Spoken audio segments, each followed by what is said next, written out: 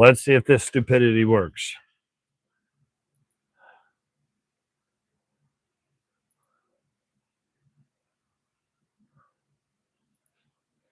Let's go here. Go content. Go live.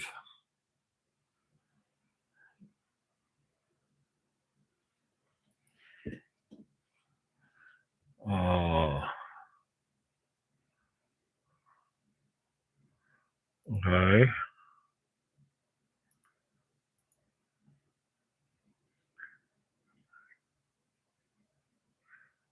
No restrictions.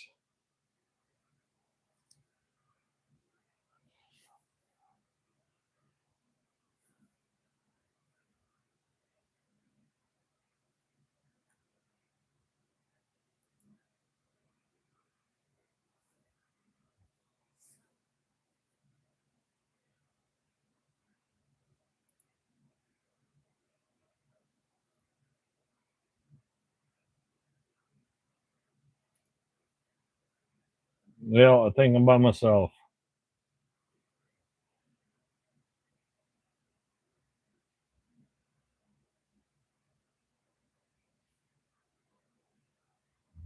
Come on, you stupid machine.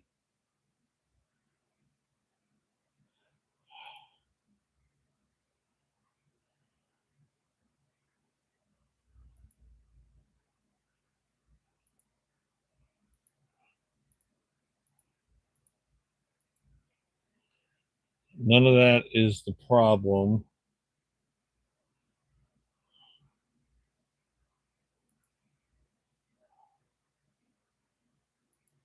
Live control room. Come up to live chat all. Let's hit here.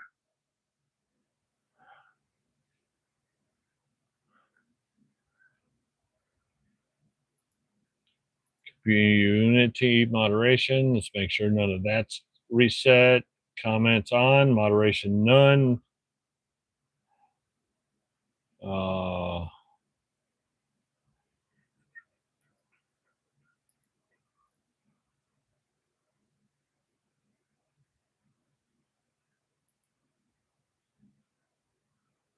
I'm wondering whether there's a glitch with the system. So I need to come back to home, live.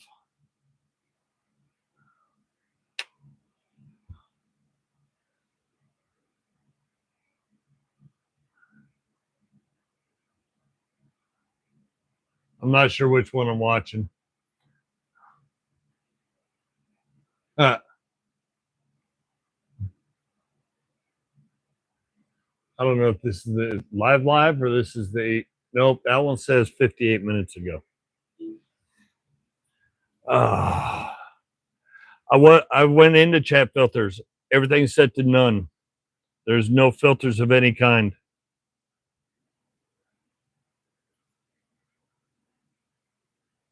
And that's what don't make any sense.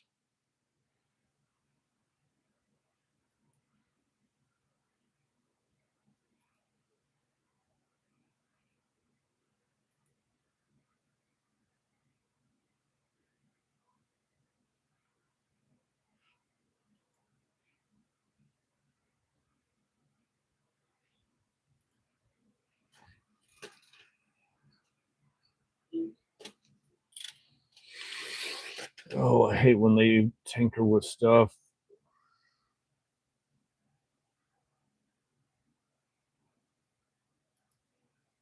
So participants, moderation activity, reactions pop out. Let's see what that says. That's that. Nope.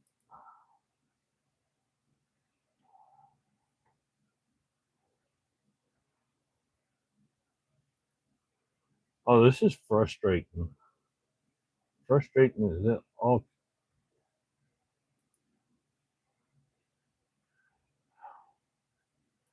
Because there's the dashboard. Customization. See if there's something hiding there.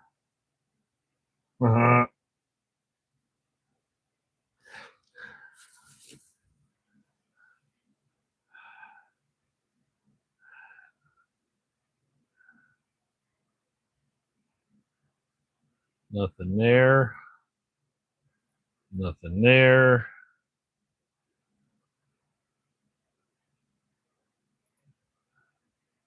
Nothing there. Nothing there. Nothing here. Go into this. Yeah, there is nothing that's supposed to be interfering with this at all. Here, go into this. And there's still no live chat.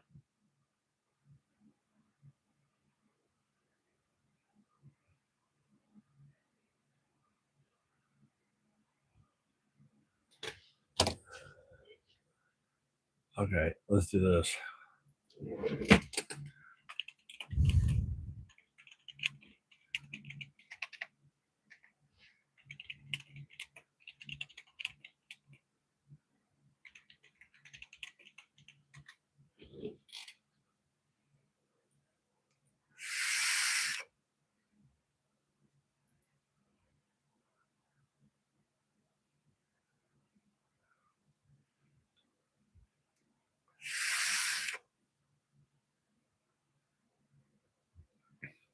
Hey, George. According to what I just found out, app glitches on Roku or Samsung smart TVs. Some users report the chat option disappearing entirely after an app update. Uh,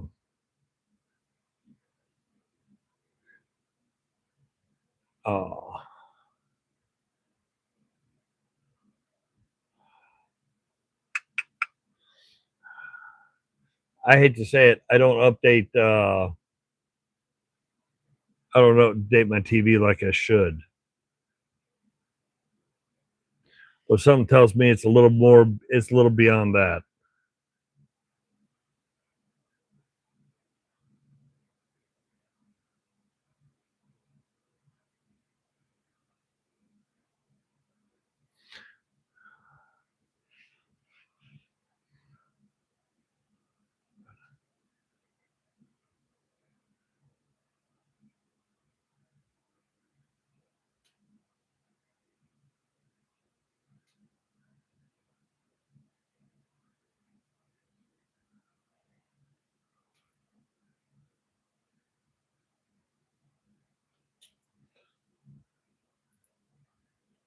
Hey everyone, welcome.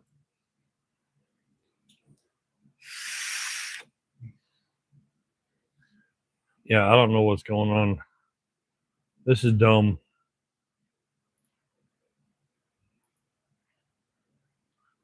This is now uber dumb.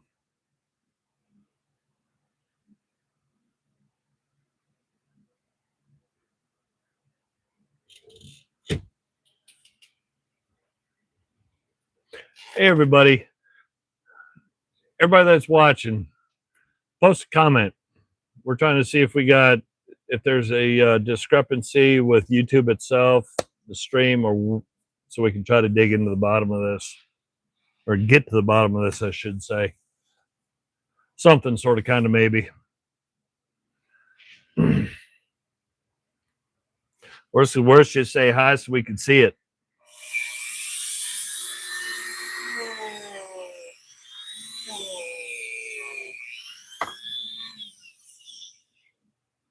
Well, that's two. And yeah, I don't see nothing up there, but like I said, I'm not gonna lie, I'm guilty. I don't update nothing on my TV. I probably haven't updated anything on the TV in probably 4 or 5 months.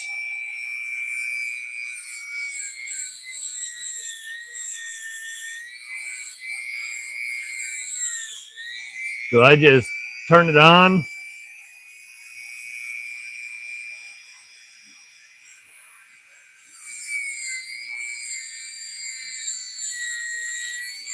Yeah, I just turn it on and watch stuff, and that's all I do.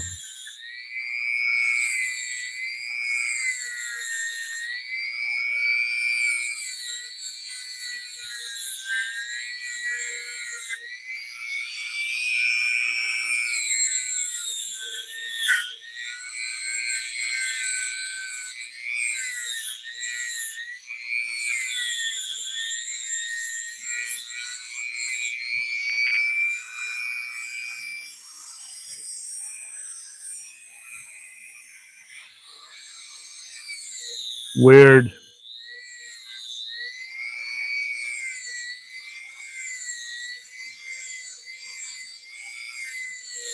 Very, very strange.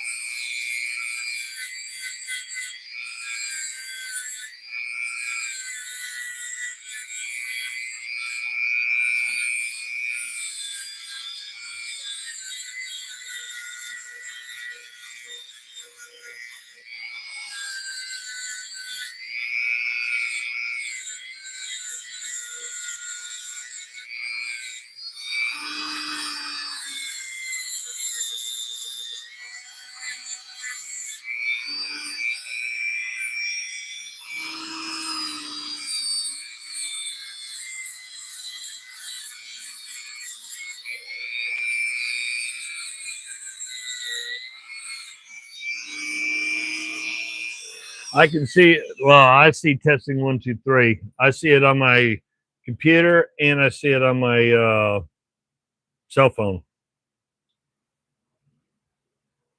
And I see it on uh, both of them. So the at you want to watch and at official you want to watch, I can see it on both.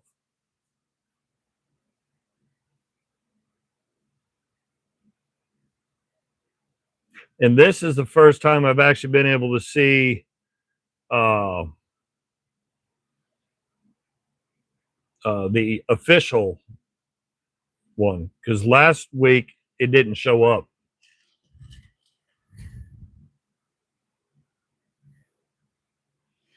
I'm working on a silly idea.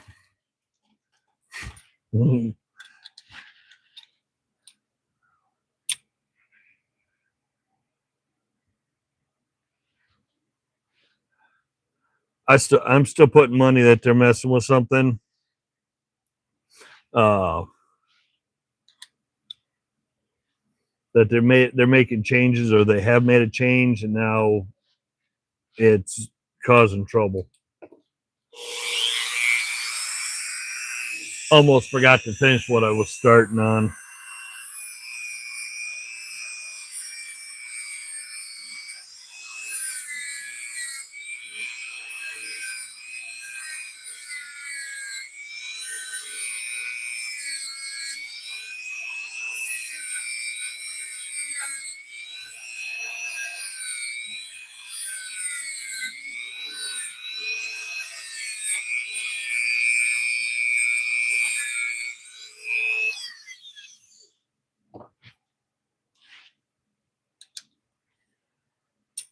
But yeah, my TV, I have no live chat at all.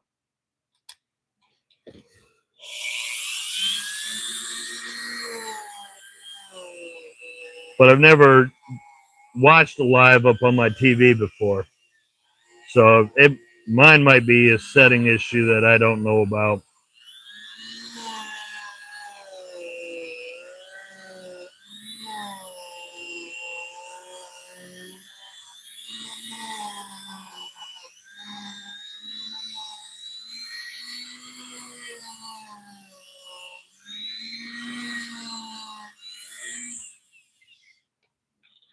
All right, Tay, be safe.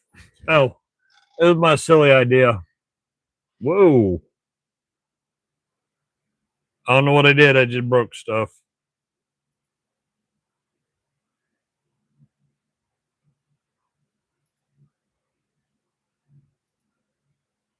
I bet my elbow hit something.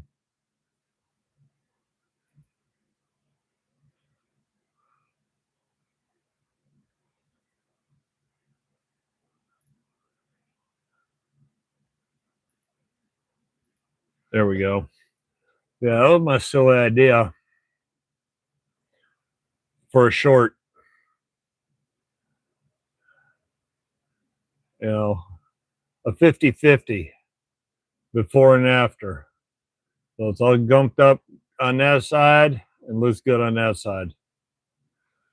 And then I'll finish it off. Gotta love it when the squirrels get loose and all of a sudden you got an idea.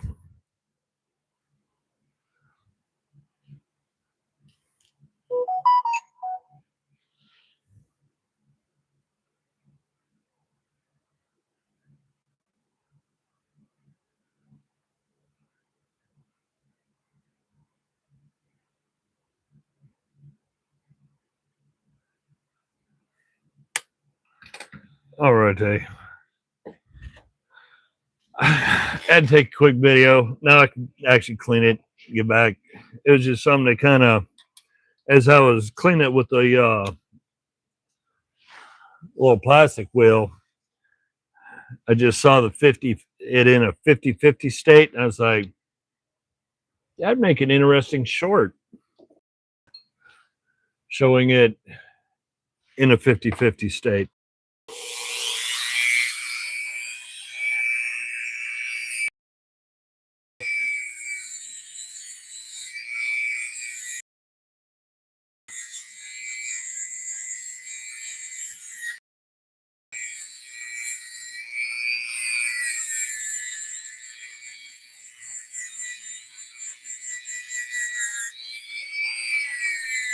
I have from an auction a couple months ago, I had got some of the miniature angled wrenches.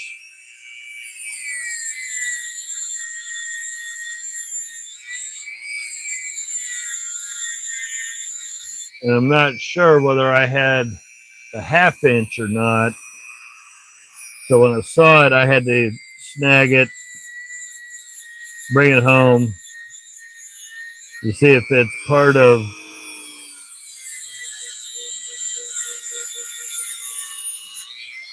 see if I am missing it or not.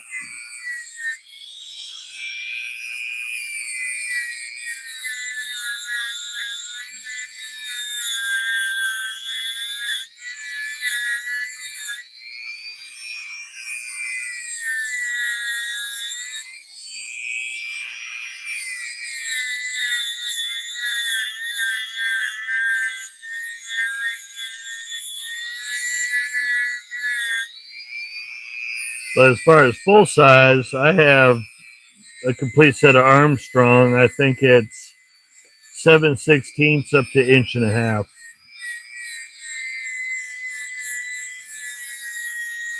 Maybe 1.25 inches.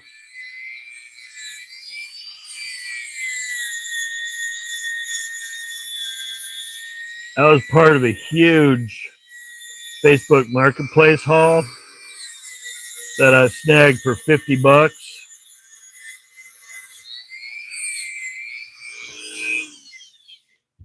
and I've got a decent size canvas tool bag that was completely packed with wrenches.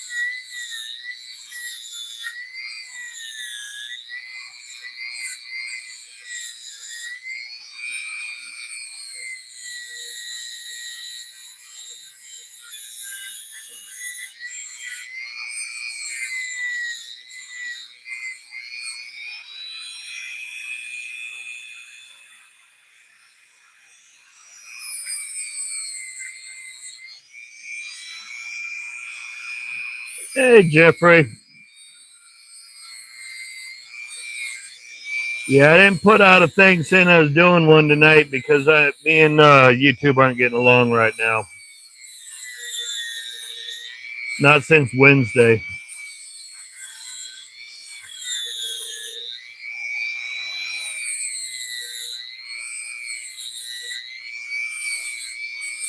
And since I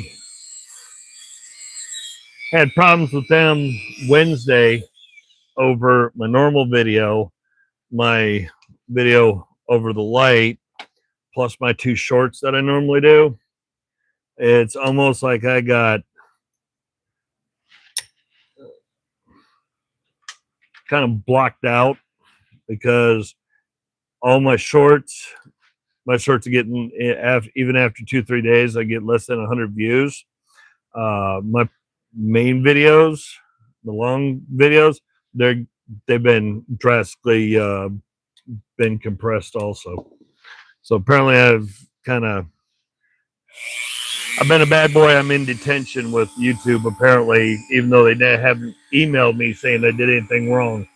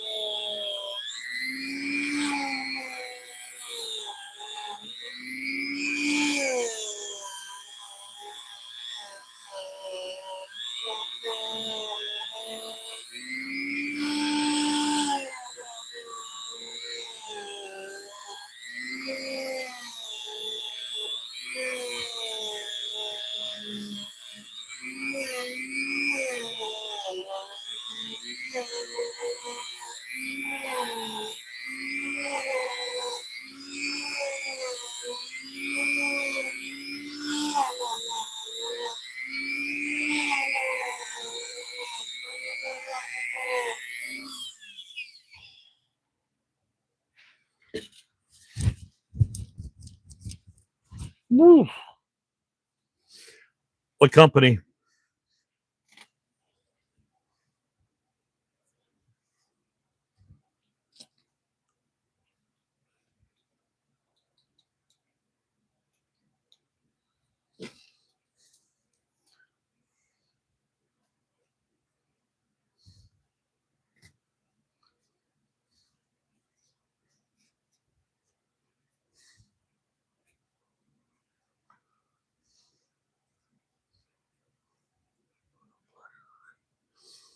Any specific year in styling, or just uh, just a set by name to start with?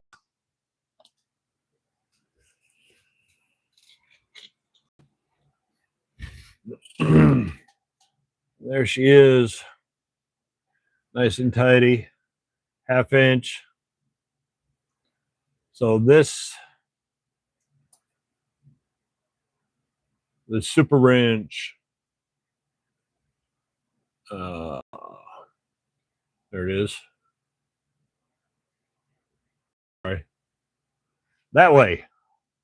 11:32. Now, as you see, but there's your Diamond W for Williams.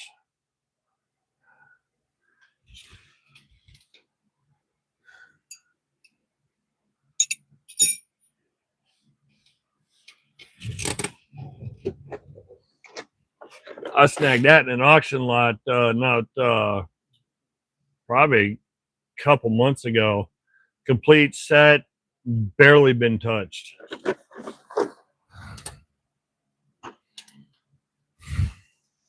Obviously, I haven't done much with it because everything else going on. That's why it's still sitting right here by my feet.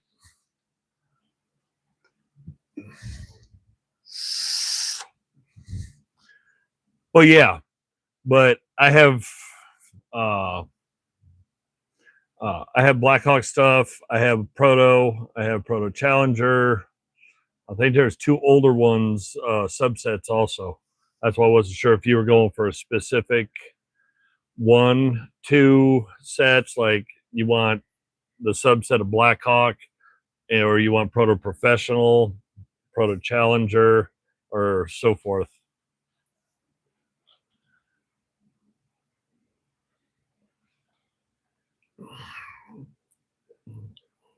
At the rate I'm going, I'm gonna need to build a 40 by 60 shop outside just to store stuff.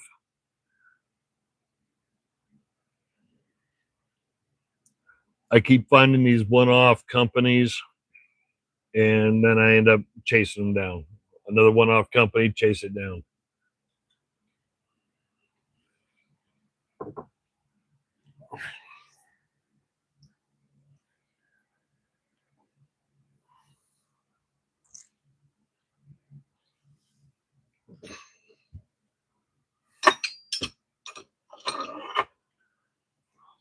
I want to try to see what I can do with this monster. But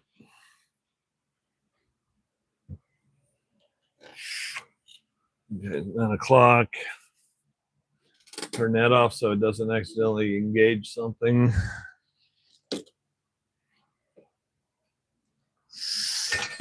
This would be a fun one too. This is a Williams. No, Armstrong, sorry. That's probably got to be the shortest one I've seen, especially for something its size.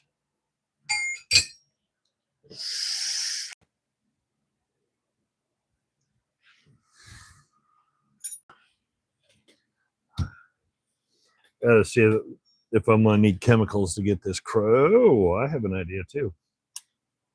Speaking of chemicals, and since I do like a certain one,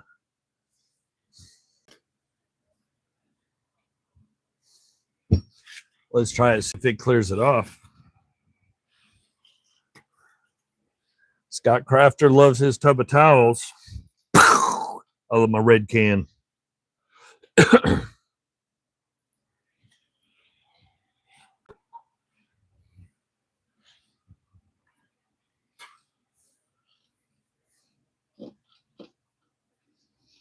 Ooh, that's some hateful stuff, whatever they put on that.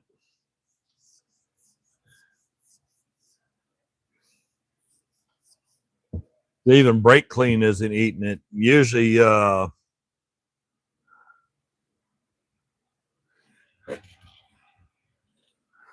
brake clean eats right through it without thinking about it.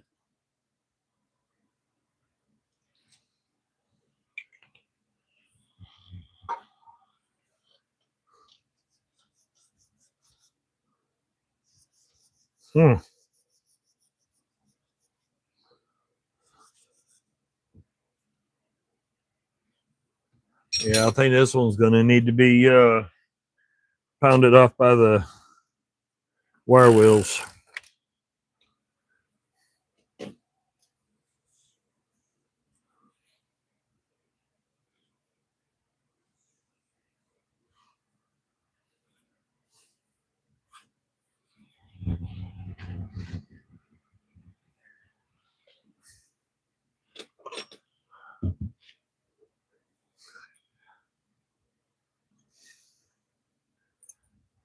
I haven't, Well, let me correct myself.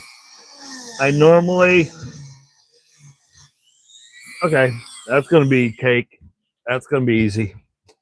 I normally didn't chase to make sets. Um, I just chased sizes in styles. So I may have, say, like double open ends. I got 40, 45 or more different companies.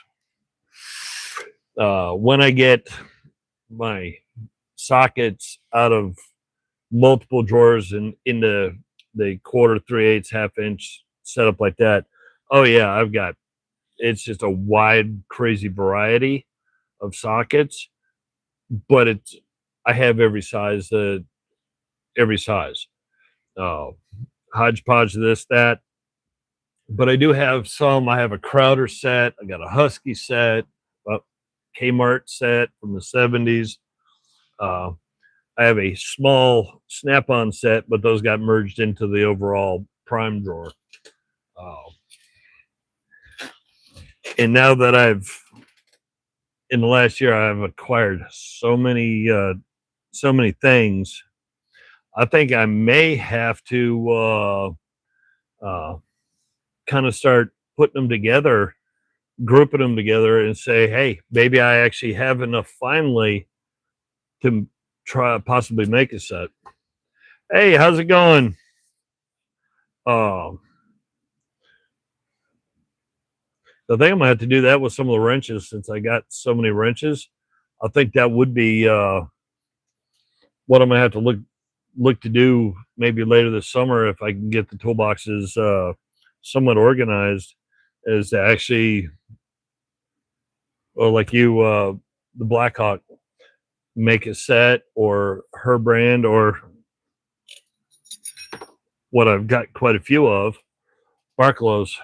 Oh, sorry, the Barclay Buffaloes, and see if I can build sets out. That would be cool. But like when I was a kid collecting cards, didn't matter whether it was baseball, football, hockey, non-sports. I just collected them all. But then when I had enough of each type, then it was time to sort out for sets. I might scare myself with how many individual sets that I would need to try to build. Oh.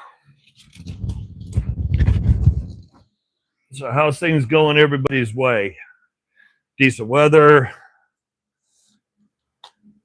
We finally subsided from some of the rain.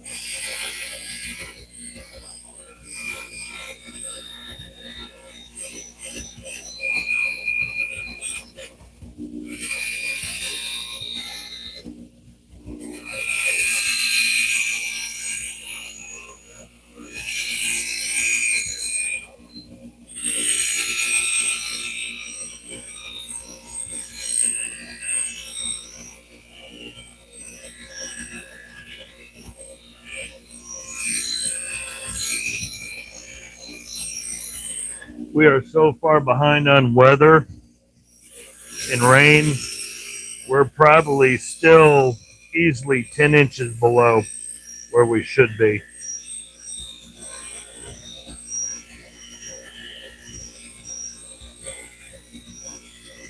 So, because the ground is so dry, any rain we get runs off because the ground's packed so tight.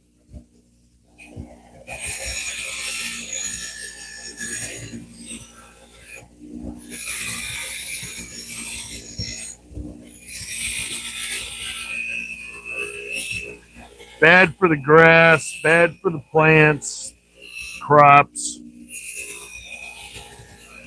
But for work, it's a good thing. It doesn't take long for the top layer to dry up. Then I can get that big truck out there in those out in the fields and get stuff dealt with. Why am I getting rid of spray paint?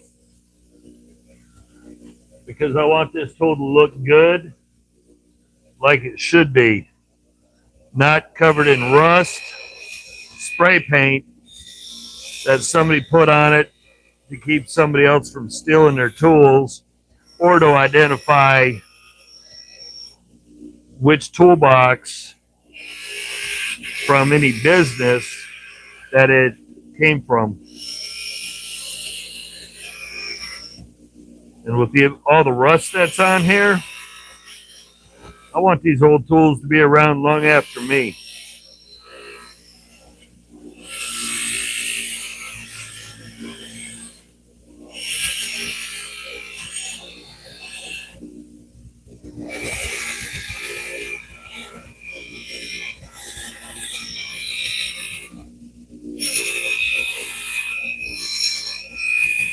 You take care of your tools will take care of you.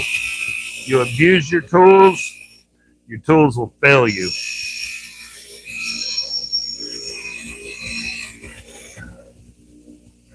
I got tools well over 100 years old that are still working great.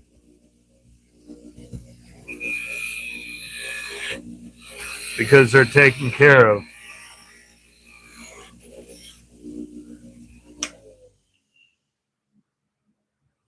Let's move back to the other side so I can actually read.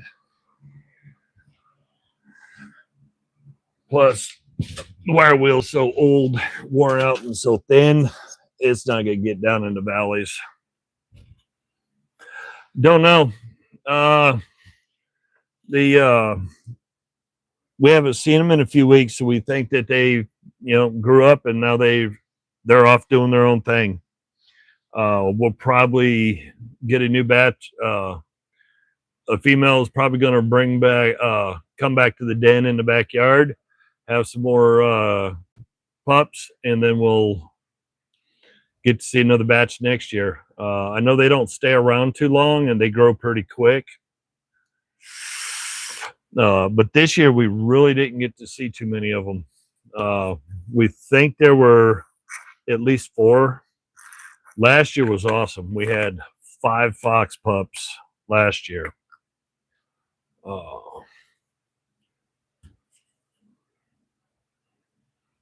No, it's not going to cause the wrench to rust. The wrench was already covered in rust. All that's going to do is turn around and keep eating all the way through the metal. You do this, and then you cut it with oil, it's not going to rust. I got wrenches I did a year or 2 ago, and they still have no rust on them. Because once you get it down to raw metal, little 3-in-1, bow shield. I think Blaster has a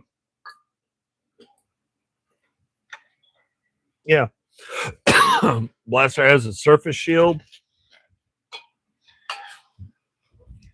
I just did a wrench. I don't know what I did where I tossed the stupid thing. I just did a wrench that was rusted. And what ended up happening is once I got that what looked like surface rust off, it looked like the craters on the moon, because that rust is going to keep digging and eating and destroying it all the way through. You want to clean up the metal, keep it clean, but keep something on it to prevent water and moisture from getting to it. Because no, is it one of these two?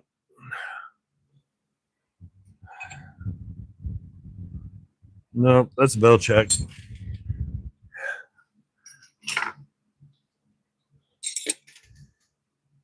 I know I just did the wrench, recently, and it was heavily pitted underneath everything.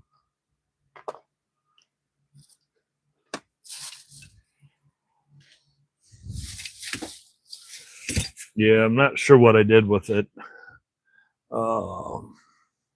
Hey Don, how's it going? But I also think because of how dry it's been, they may have moved on early so they could get to a because of how dry it's been and not having the rain, we don't have a lot of the small critters running around like we normally did.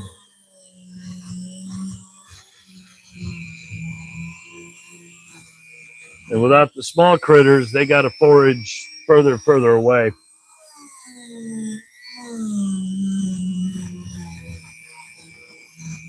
The hummingbirds are back.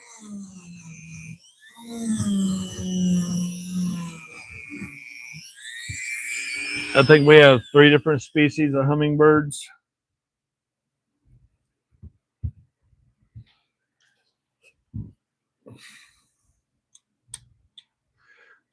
We usually average 20 to 30 hummingbirds per year. The funny thing is we got like 3 or 4 feeders with sugar water in it. Out at if I've got the door open and I'm out here in the daytime, if the any of the feeders are low, the hummingbirds have gotten used to us and they come back here year after year. They will actually fly up in the shop, hover 2 to 3 feet away, and just sit there until I look at them and say, "Okay, I'll let her know she needs more. She needs to fill the feeder." And then all of a sudden, it'll dart right back out of the shop. When that started happening a few years ago, that was the craziest thing ever.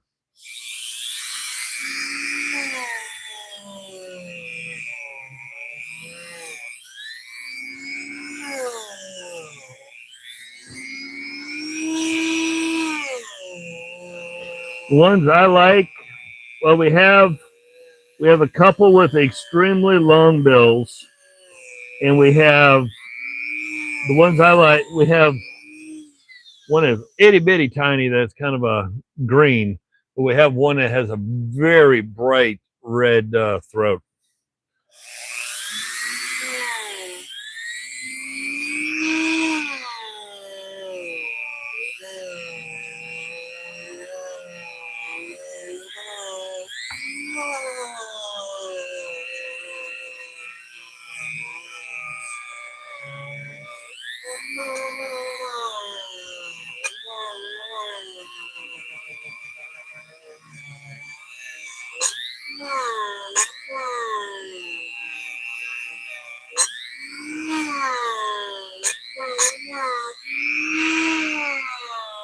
Gotta love trying to get some of these junky paint job off.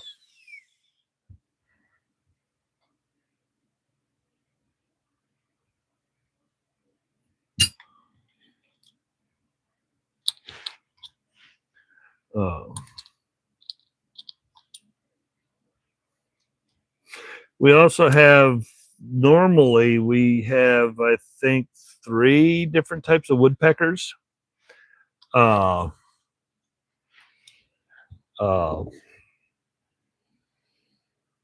think the smallest one is about this big, and then we have the big pileated ones, and that's the ones I call Woody. And when he goes after a tree, it sounds like a jackhammer.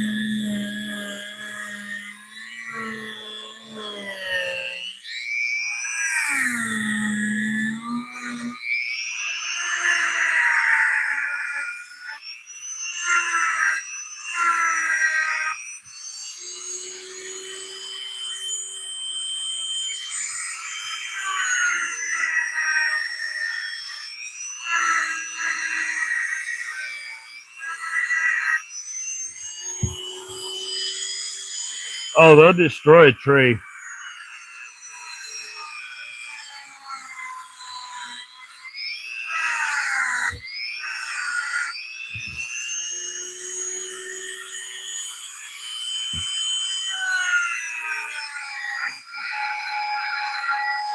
The dumbest woodpecker I ever saw was when back in the mid '80s. Back in hang on, so that would be 1984, same year as the Olympics. Uh, because even down at Disney, they were doing Olympic stuff when they had Sam the Olympic Eagle back in '84. But let me get my squirrels back in check. So this woodpecker was the dumbest woodpecker I've ever seen in my life. And I even to this day with the ones that we have here and everywhere else, this thing was the dumbest thing ever. Because we were camping uh, somewhere outside of Orlando, and they have plastic sub poles for power and for lights. So one of the no, I wouldn't call it plastic because it's partial plastic, partial fiberglass, partial composite. We'll just call it a composite pole. 7 o'clock in the daggone morning, that daggone thing got up there and was just pounding the ever loving snot, and all you heard was sound like a wrench is going high speed against a composite material. And he did that for almost 2 daggone hours. I'm pretty sure he did not find anything to eat in that composite pole.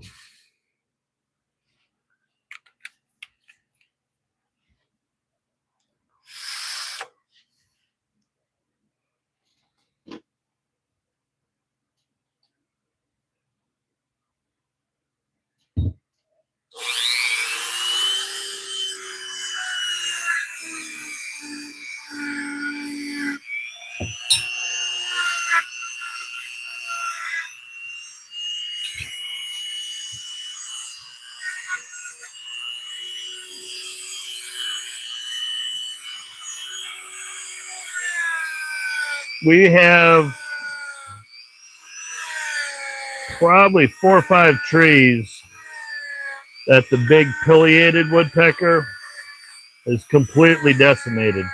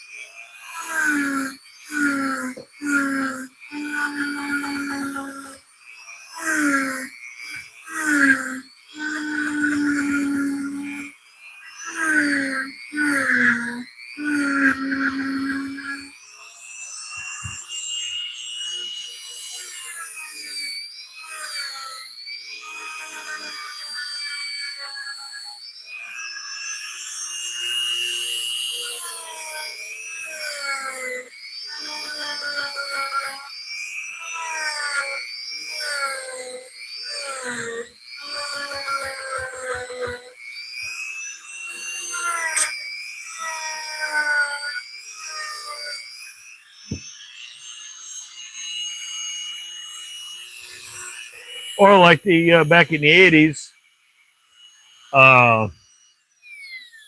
back in the '80s when we had all those funky T-shirts with all the cartoon people doing and saying stuff. Dane Bramaged.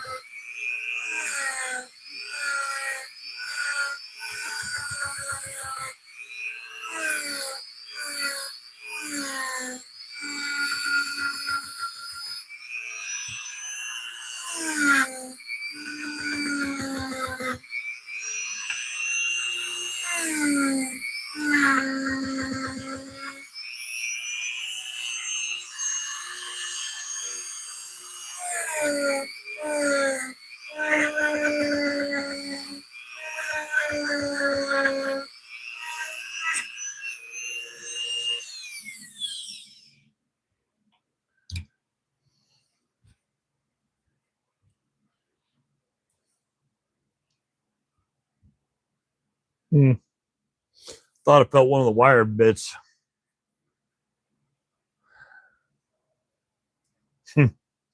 I still have the metal tin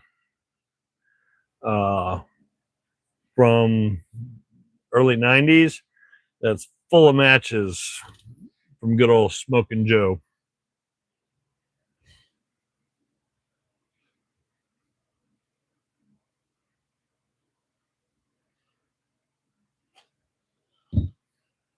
I hate to say it, I still got a bunch of stuff in the basement, actually. Not just in the basement. So if I have a little cigar or something every now and then, I have a single person ashtray from Marlboro. Marlboro sent me that, I think 99, 99 or 2000, sent it to me for my birthday.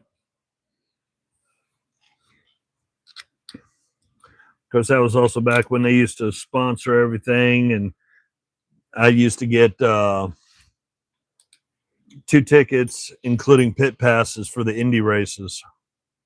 I had, of course, I give them away a long time ago, but I had 3 or 4 of the purple Smoking Joe Tyvek jackets. You know, the lightweight Tyvek jackets that were whatever. I had 3 or 4 of them, and I give them away because people liked them.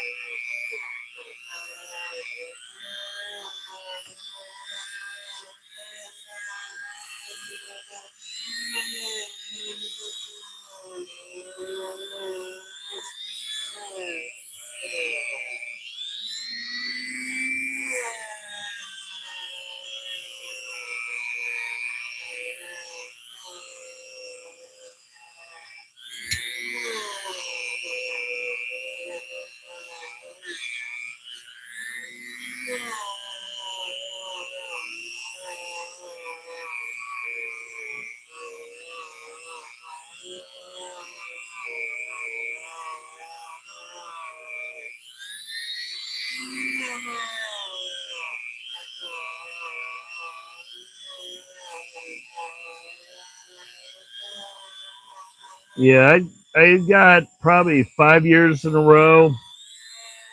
I'd gotten tickets to the Indy races with pit passes.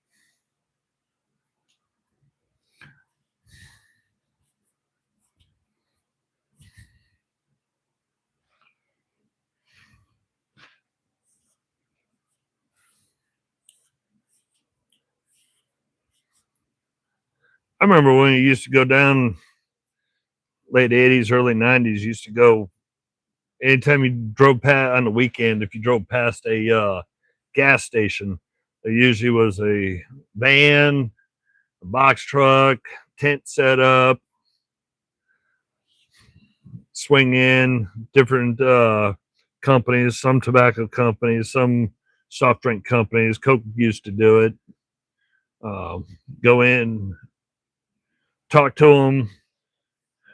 Next thing you know, you're coming home with a bunch of junk.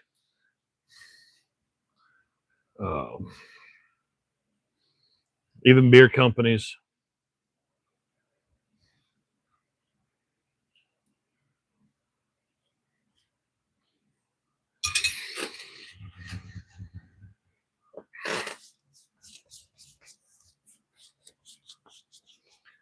Don't need to be dragging that in. So here's the Zanel Bonnie. All tidied up, including, well,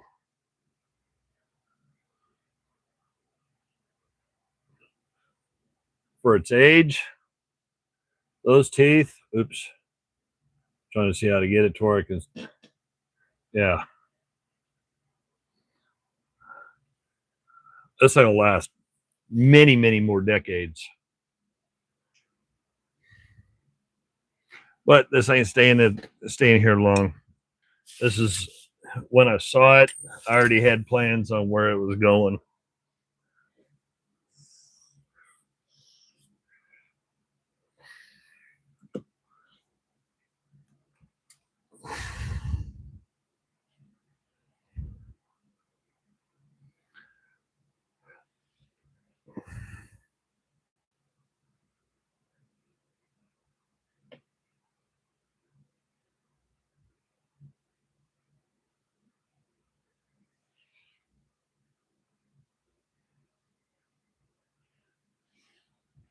Oh.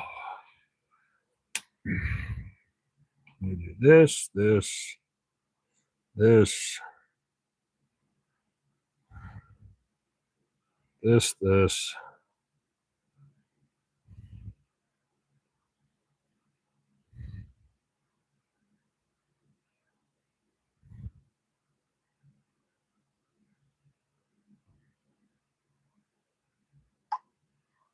There we go.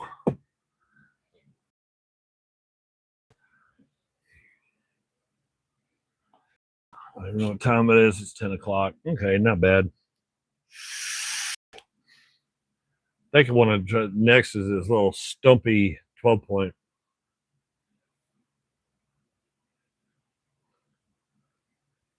It's Armstrong.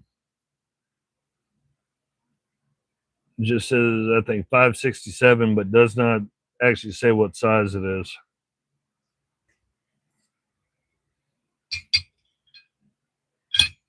I don't know. If I get into one, I'm going to get into all four. Well, I got a mountain of them. I think I might pause on the big boys. Because if I do that, if I take these down and make them shiny, then I'm going to have to turn around and blue them. And then if I blue them, that's going to make for a very late night, very early morning. See if I got something else.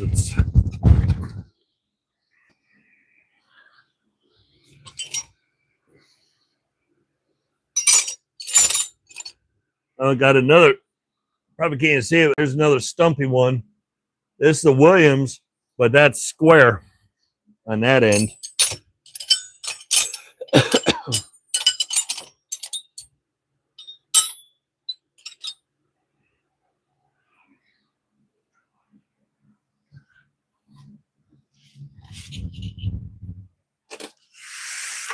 I tried to do this custom.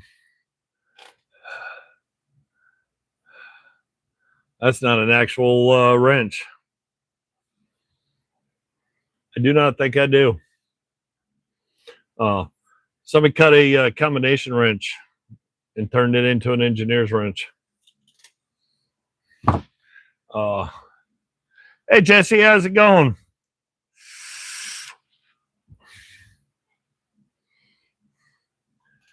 You missed the Bonnie.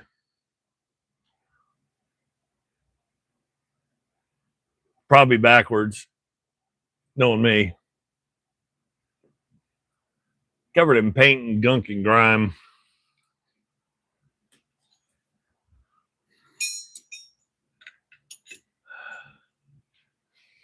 Oh no, I usually start about 8 and I end when I'm tired. Sometimes it's 10, sometimes it's 11. I've had this thing going until midnight before, sometimes 1 o'clock in the morning. Oh.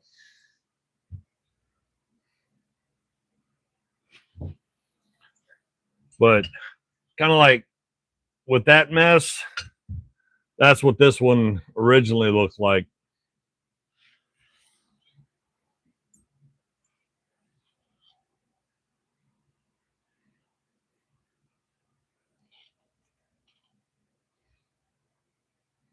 There's the BE. What I didn't know until just recently is this is not the only style BE ratchet there is. There's also, because that has the external anvils, there's also the Craftsman BE that has the internal anvil. That's like a current today style ratchet. Had no idea.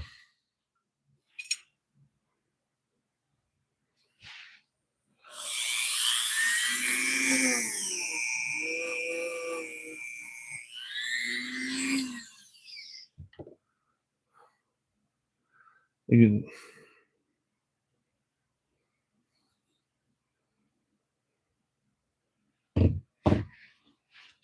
So how's things your way?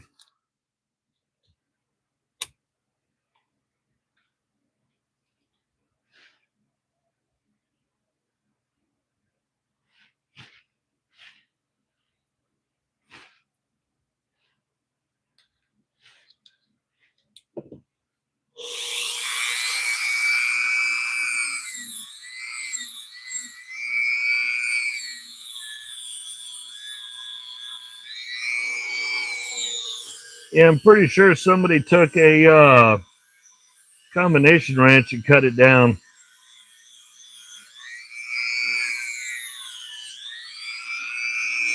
It's an X299.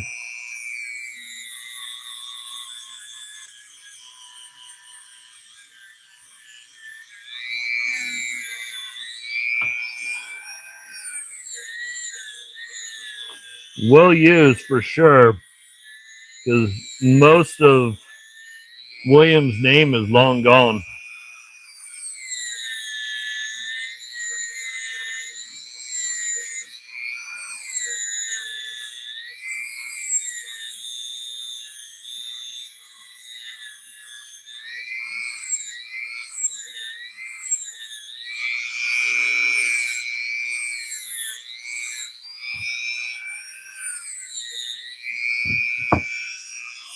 Lovely.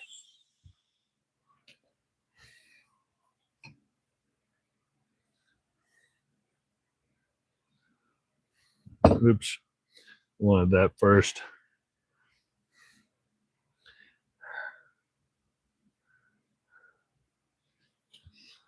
You might like this. I'll show you one of the things I acquired today.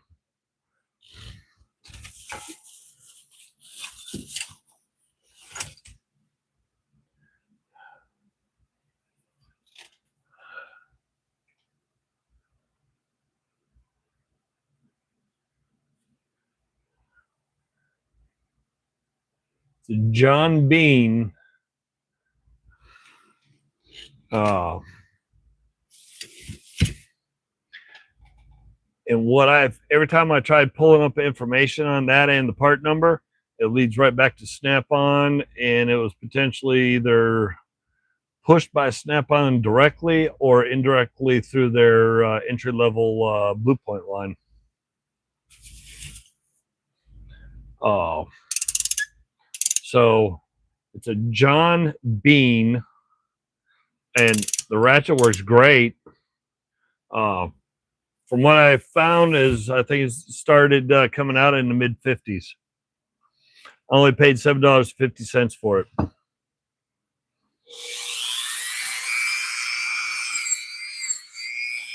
Why?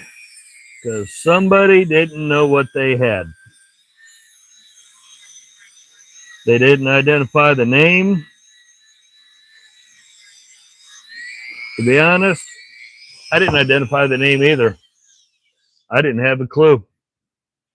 I just thought it was cool because it was old, big, beefy, chunky, and it said made in the US. So I was good with that.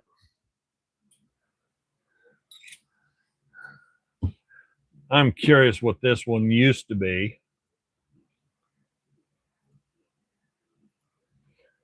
So this is what? Armstrong? No, sorry, Williams. Williams X299, I think I said. Wrench. So the X299 wrench, this is what it used to be. Possibly the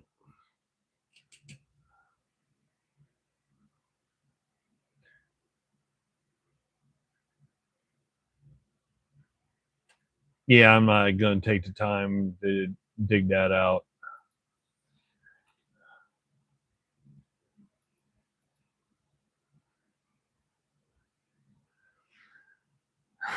So theoretically, the Williams X299 was a double open-end wrench, and it claimed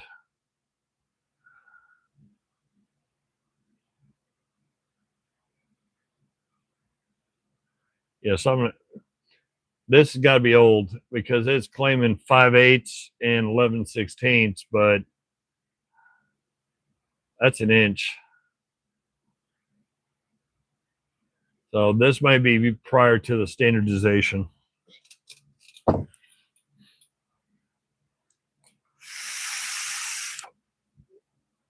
But time to go the other way.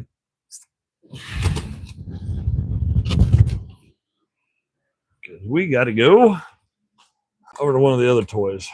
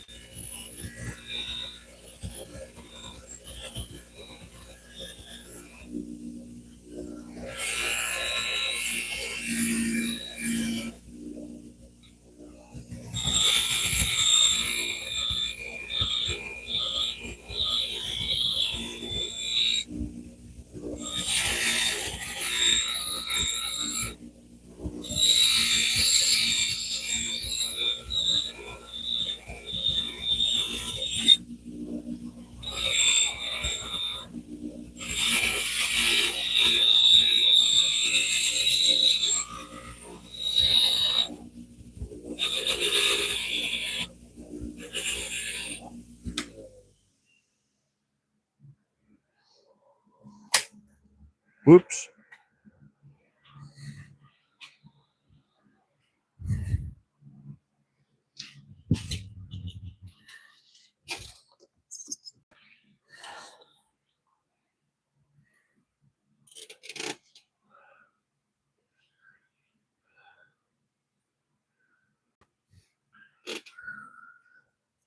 Gotta work the inside. Almost forgot.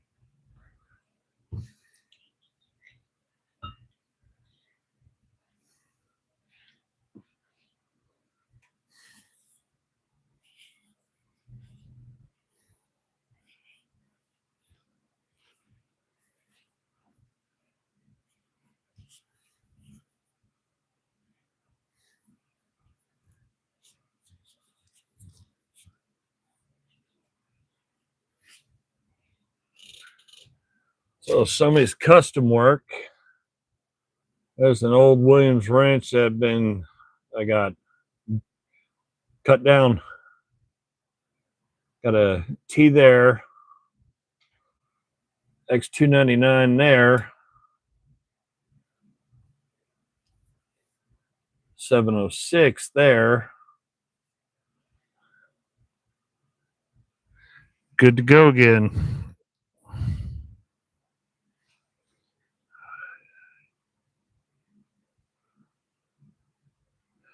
Okay, Don, have a good one.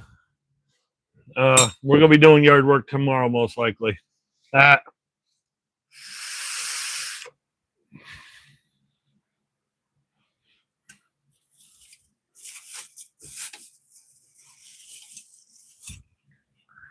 Okay, slowly making progress. Still need to find a V-style pin wrench that has the right diameter pins to be able to twist this one off. Because if I can get this one tore down, cleaned up, that'll be awesome, especially since it's Cornwell. It's in pretty good shape. It just needs the internals and the rest of it tidied up. But I do not have any V-style pin wrenches that fit this. All the ones I have, they're too big.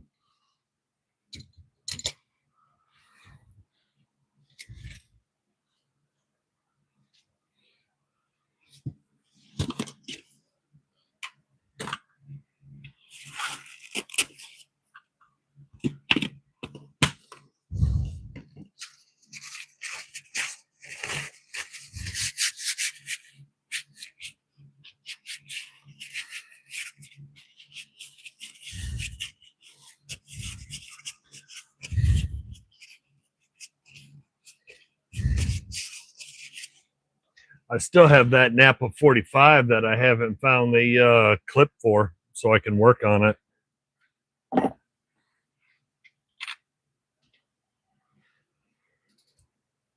It's a stupid wire clip that that drops into those. Still can't find one of those. I have, but they're too wide. The jaws are too wide. I went through everything I had. I got a big pile of old wrenches and stuff like that. But where those pins come out, those arms are too wide. When it won't get around the anvil properly to be able to lock in.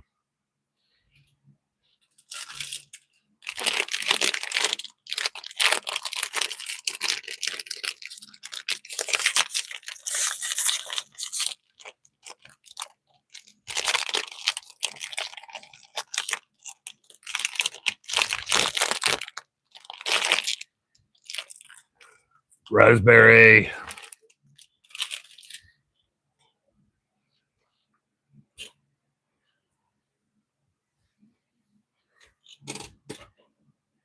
You know what?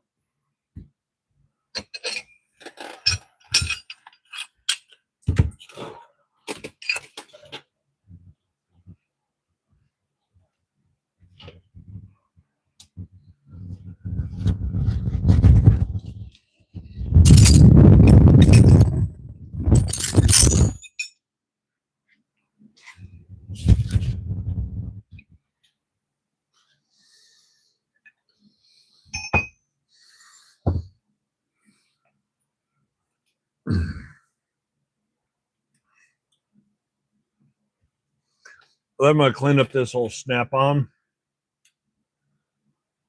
I I snagged that for $1. I knew it was snap-on because of the design. Because out of the toolbox, I got that one, which I still haven't cleaned this one up. So I got his big brother. What, this silly thing? Not a daggone clue. I know they have detents on them. This has got to be straight up raw industrial, because I have not run into these before. So this one's 2 3/8.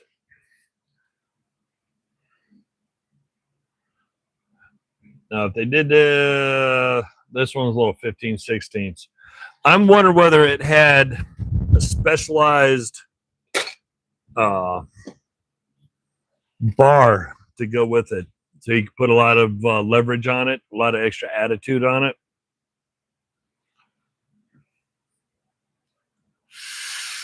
That's what I'm thinking. Because even this, it's heavy and it's stout. So I'm wondering whether it has almost like a universal extended breaker bar type assembly for this to drop into, so you can put a whole lot of attitude on it.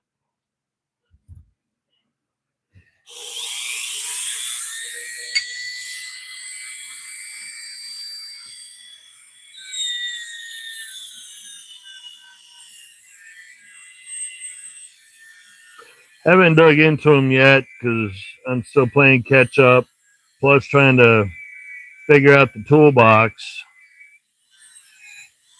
print stuff. Well, Jesse, I'm sure you know,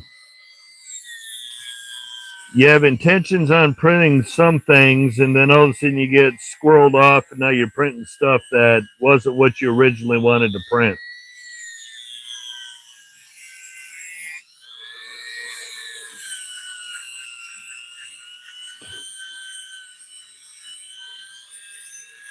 Because my original intent was to print plates,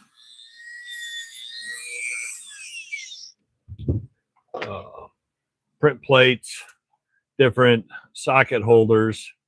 This is the first ones I didn't like because the screws sit above, and I didn't like the oops, sorry, wrong one. there's a 1/2 inch, because you can hear that stupid metal on metal tack. I didn't like that. So Gen 2 that I ran into, I liked. The screw is recessed. I'm hoping the guy does 3/4 drive recessed, or I'm going to have to print these. Then I'm going to have to take a small Forstner bit and then slowly go through every single one and recess it to where the screw head drops below. There's nothing worse than hearing tack, tack, tack, metal on metal like that.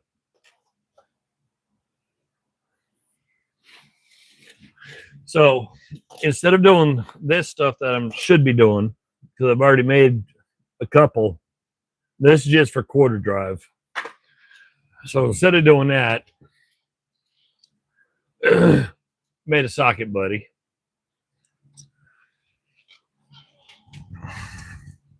Then I turned around and made his big brother. I actually made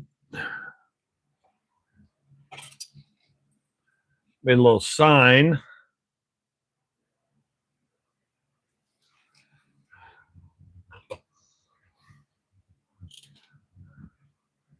And since I have socket buddies, I got to have a ratchet buddy with extension and a socket buddy with a hat.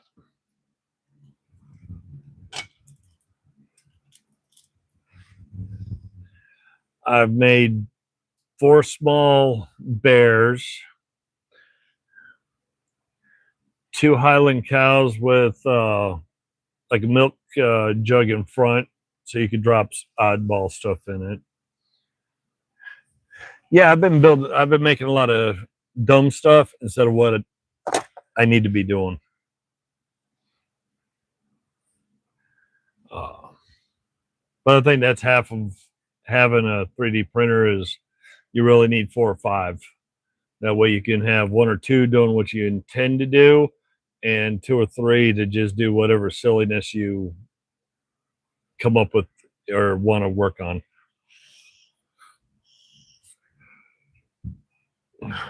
But I thought this old Williams was cool because it's small, chunky, and it's got a square in the end.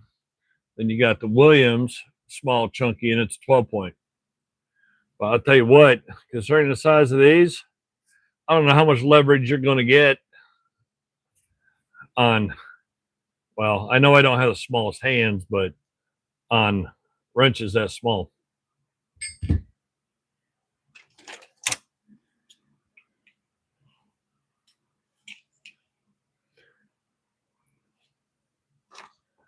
Because that's only about 9 inches total length. So, yeah.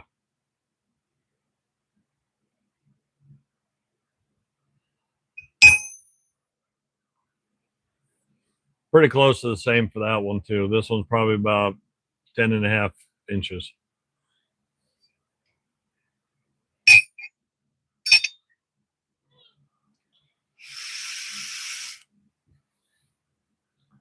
So when I get done with this in a minute, going to the wheel, gonna knock it off.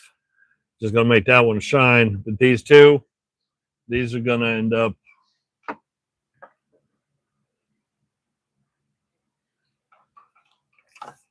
some decade. I'll clean it up. I'm gonna end up bluing these, blue the chunky ones, give them that nice finish.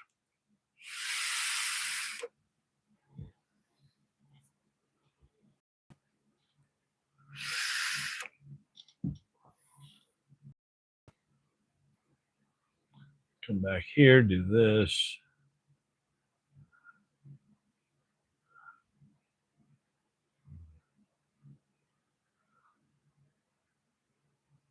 Oh. Now let's try to snap, crackle, pop.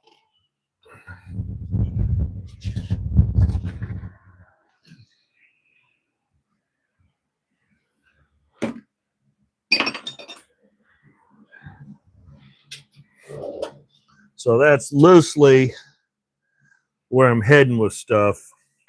Got, because of the lip, I want a little trays up front. So that way, if I acquire anything, I could drop them in there until I go to start setting them in and lining them up. It's going to take a long time to get them all dialed in. It's going to take because I got too many.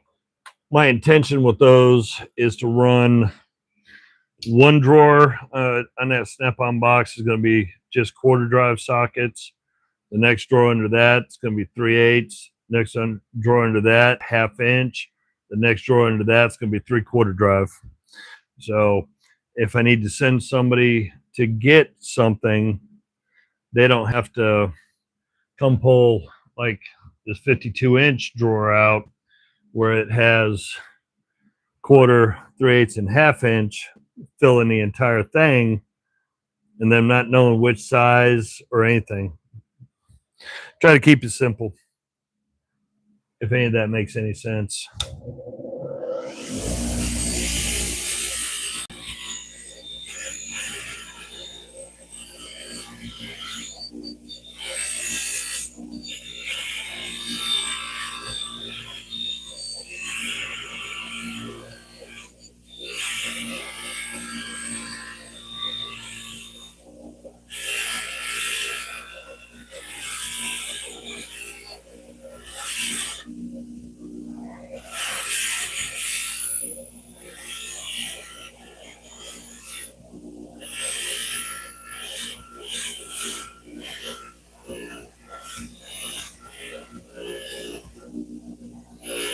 And at the rate I'm going at making stuff for those drawers, it might be Christmas 2080 by the time I get them done.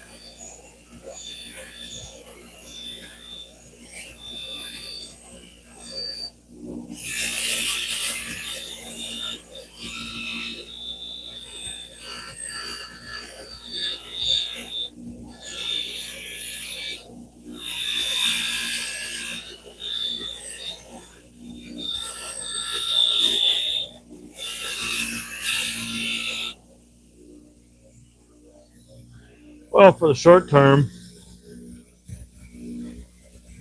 got to get the inside here cleaned up. Got to tidy up closer to the edge of that, plus get some oil down in there. But definitely a nice addition.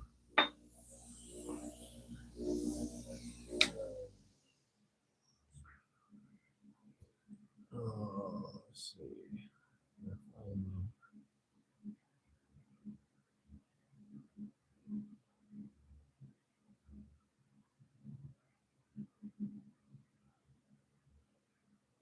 Cool. Yeah, since I got the big one out of that toolbox, I know that the guy that had the toolbox worked for DuPont. But I hadn't done any digging in past that. Had too many things going on.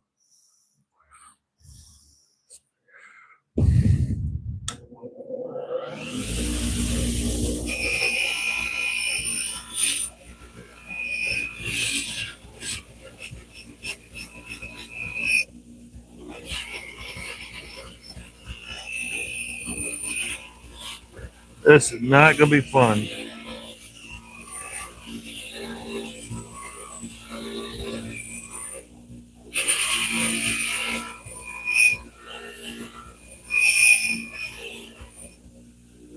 Yeah, it's going easier than I thought it would.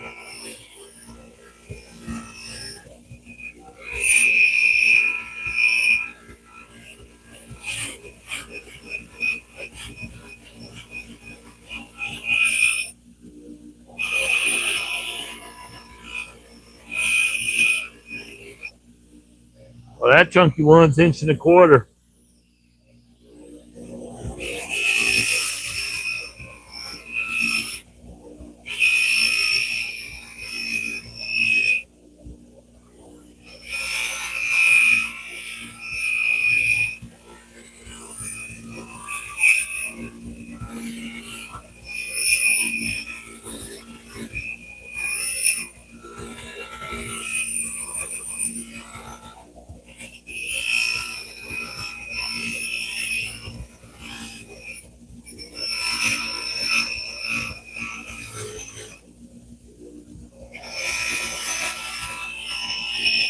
I know some people are going to be mad at me, but I know I'm knocking the Japanning off of it, but there's too much rust where the Japanning has been knocked off during its lifespan. And I think this wrench would just look better with the light bluing to give it that industrial look.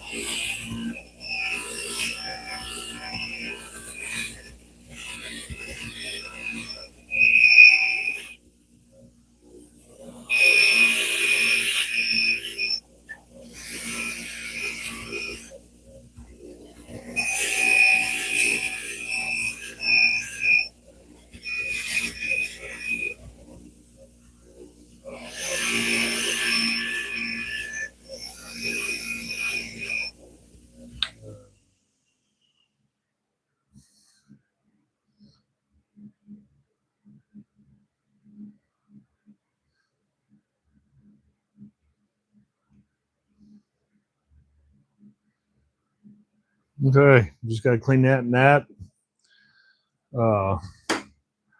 Leave that for a bit. I want to blue this one. I want to see how it turns out.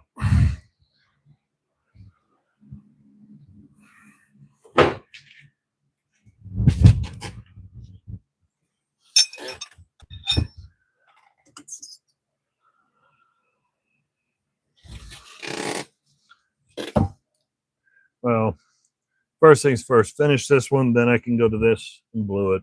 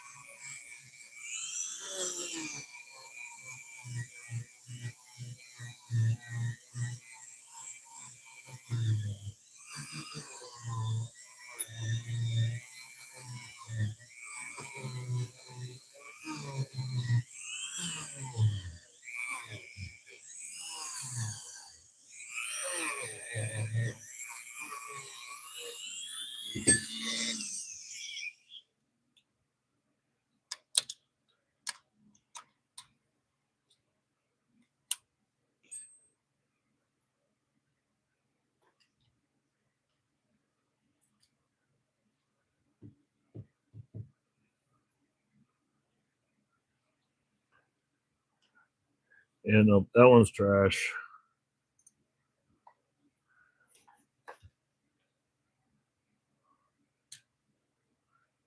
I think I've worn down most of them, so I gotta get me another one.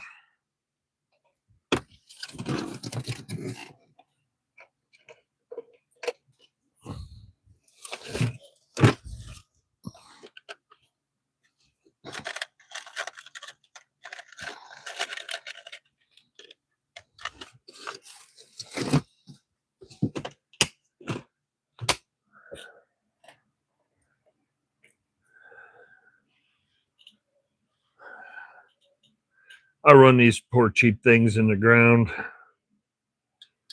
They don't last long. Need to find a drink because coffee cup's empty.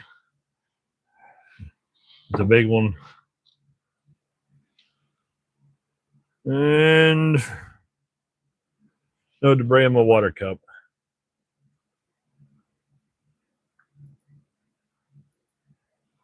Oh.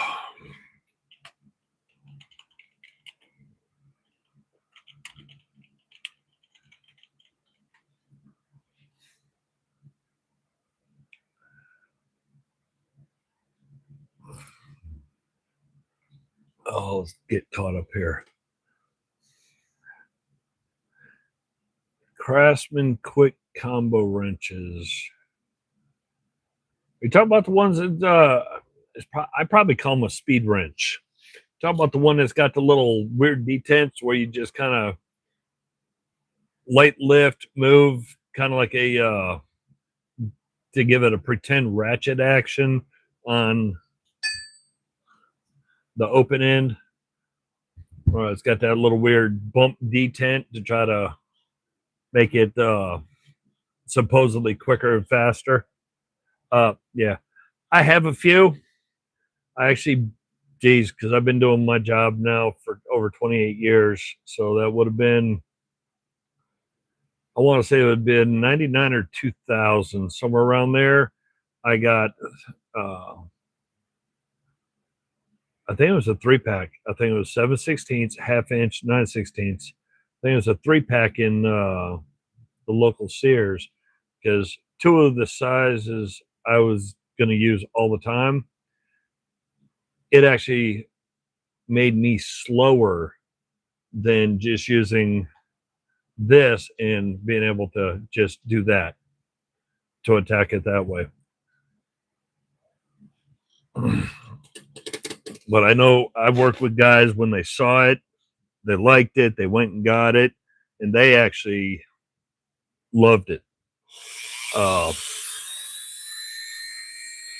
Somewhere in my pile of wrenches, I should still have all three of them somewhere. And personally, I'm not a fan of it. I like the idea, but like I said, for me, it didn't function like I thought it would. But that's personal opinion, because you might find it, you might use it, and it might help you, and it might be quick and fast for you. So for you, you might have the dexterity to operate it that way, where I have the dexterity, don't want to forget, where I have the dexterity to use a traditional wrench and be able to hit and move at the same speed. If that makes any sense. But yeah, I'm pretty sure I got a 3-piece set, because I know I didn't have 5 or 7, which was kind of normal for their innovative tools.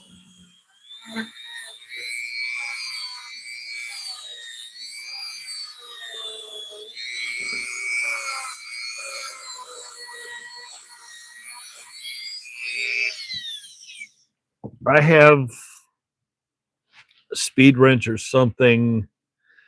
I'm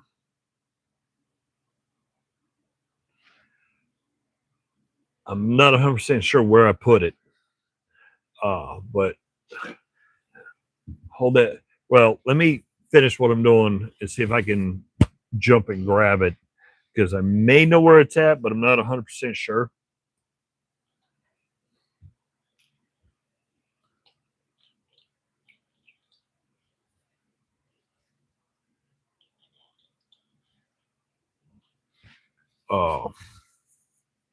Because when I saw it, I thought it was cool, and the Craftsman ones were the first ones that I thought of, because they were the only ones that, from, like I said, from the late '90s, they were the only company that I knew that had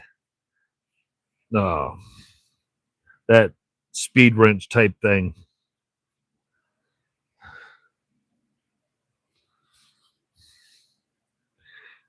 I probably got it about the same time that I got the Robo Grips, which I still have, and occasionally I still use, but once in a blue moon.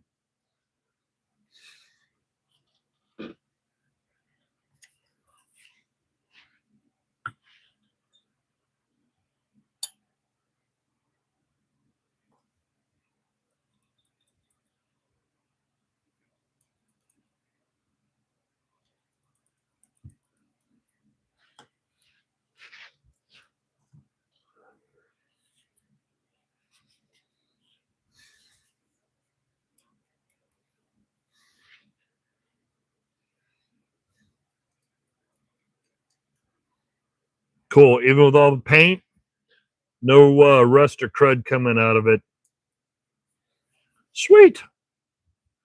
So the detent, smooth. Jaws, all cleaned up. They're still pretty sharp. There's a little bit of buggering on the very edge, so it's somebody trying to set it and turn it and push it down until it hit. But now I just got to find the handle for these and for that big monster. So let me run that way for a second because I think I may know where it's at.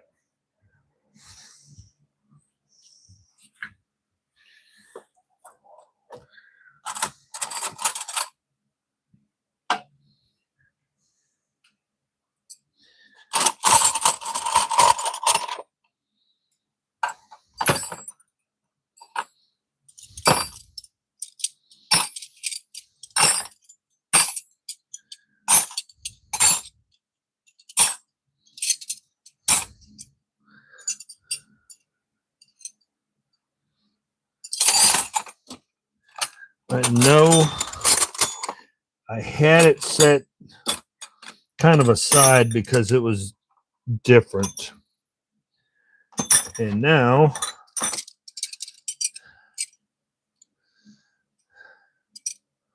I'm not 100% sure where I tucked that silly thing.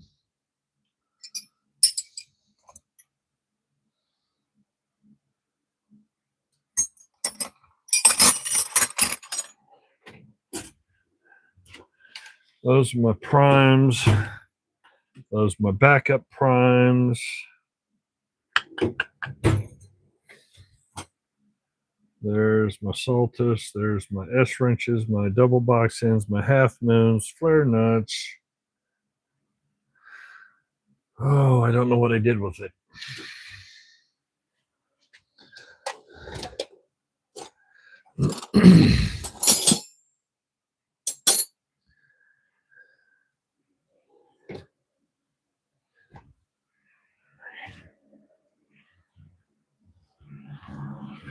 Yeah, I'm not sure where I put it. I may have moved it off to the. I may have moved it to another location instead of the standard everyday grab and go wrenches. But I had one that was. It was either Snap-on. I think it was either Snap-on or Mac. But I'm pretty sure it was Snap-on. I had one of their versions of a speed wrench. It's the only one I ever saw. I had no idea that Snap-on had anything like that. But it was very close to a similar design of what Craftsman had back in the late 90s.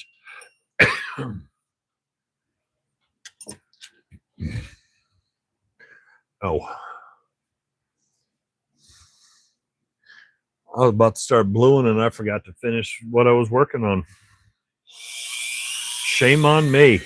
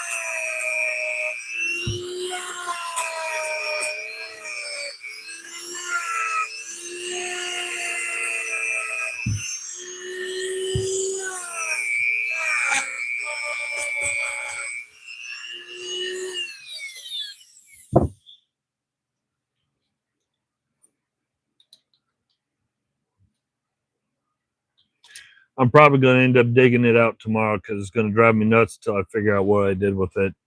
But I know I probably put it somewhere away from everything else just to keep it from getting mixed in with stuff.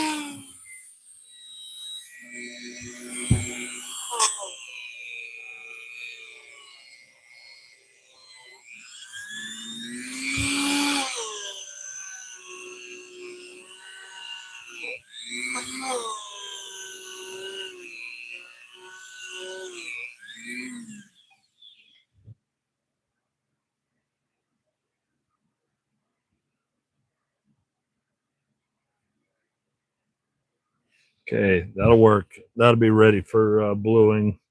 Got to get the inset there. Clean up this area real quick.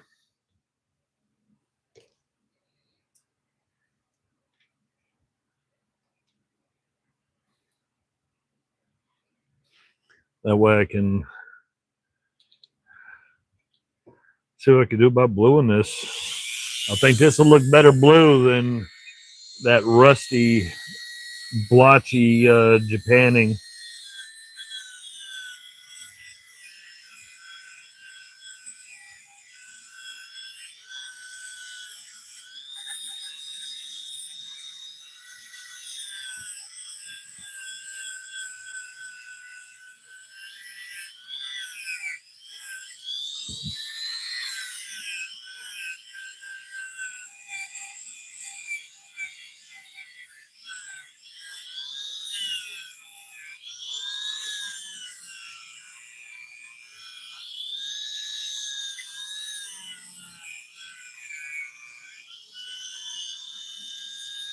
Hey, it's Littlefoot.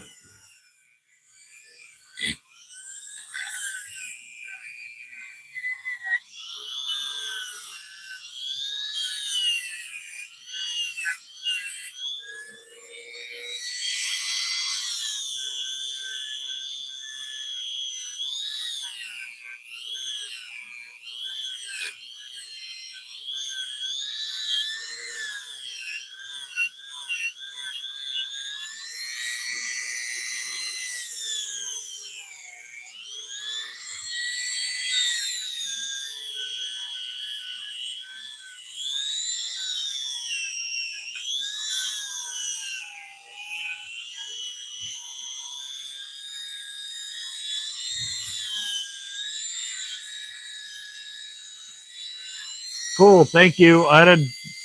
Still learning all that stuff. I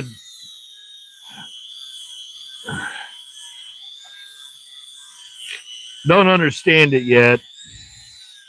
I'm so relatively new to this. Well,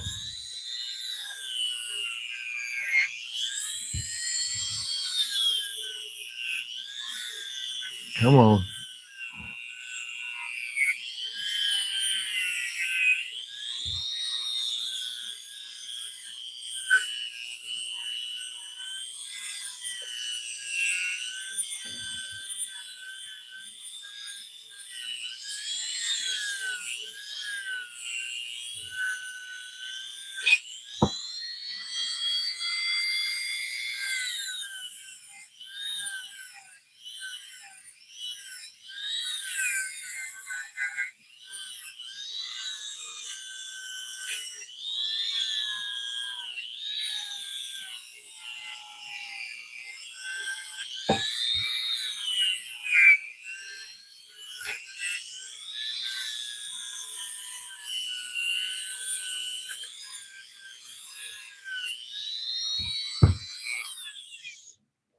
Okay, now I gotta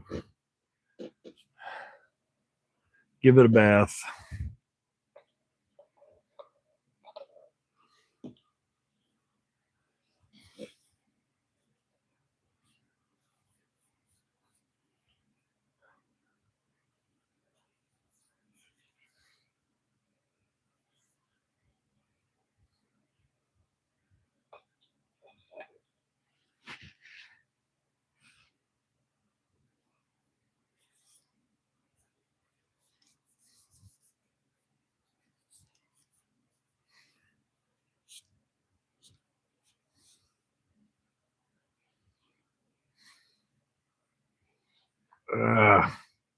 Should have cleaned it up before doing this.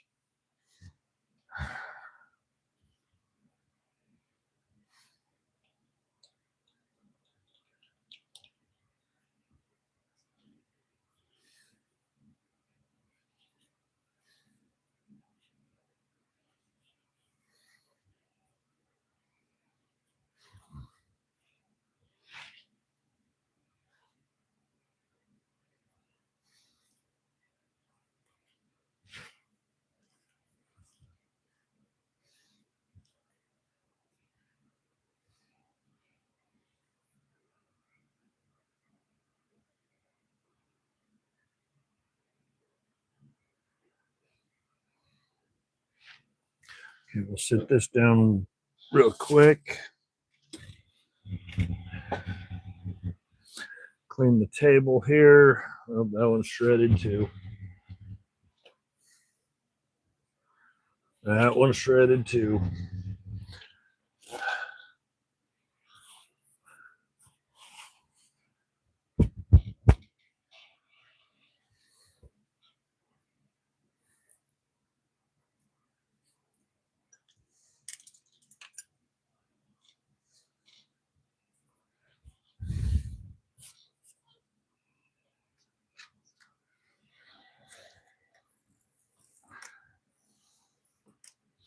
Sorry, Scout Crafter, I'm not using.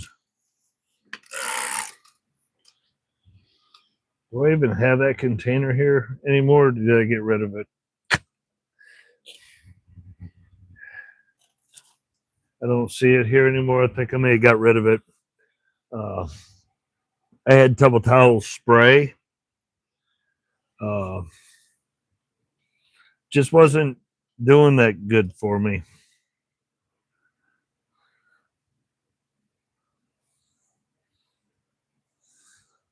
I cleaned up some tools, lots of wire bits. I tried cleaning up some tools and got excited. I wanted to use it, but I grabbed the spray.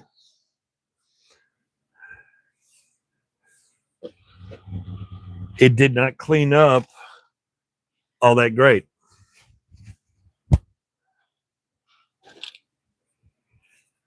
So I turned around, took the same tool, sprayed it with the LA Awesome. It was like night and day difference.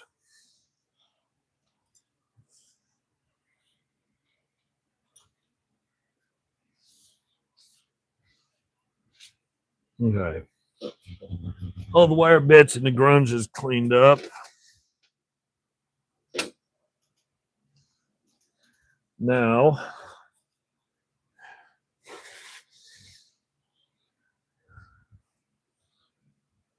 no, I could do that with just a single. We'll just turn it this way, set it like that, pull that out.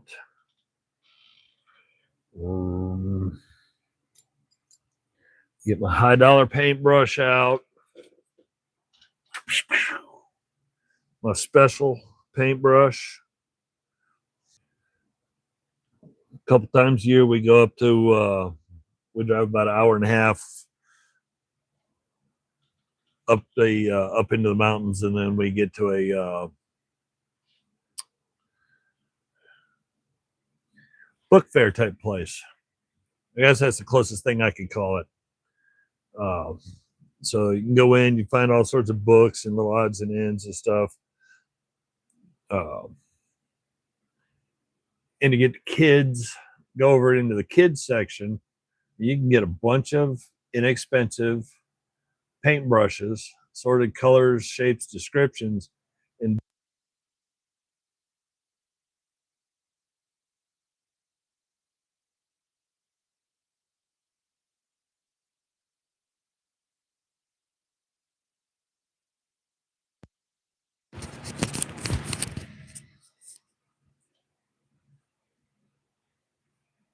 well, theoretically, I'm back.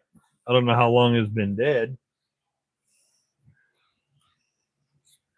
No idea.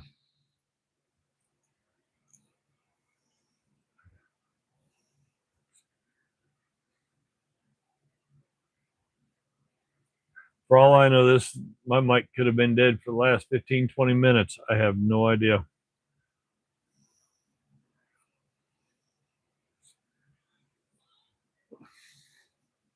I just happened to look up and realize the lights on the adapter were out. But I always go to a book fair type place, about an hour and a half or so up into the mountains, and we get books for the grandkids and stuff. But I also find uh, cheap packs of paintbrushes for kids. So they're great for bluing, cleaning little details. I mean, you get a 10, 15 pack for a few bucks, disposable, throw them out, toss them. Uh,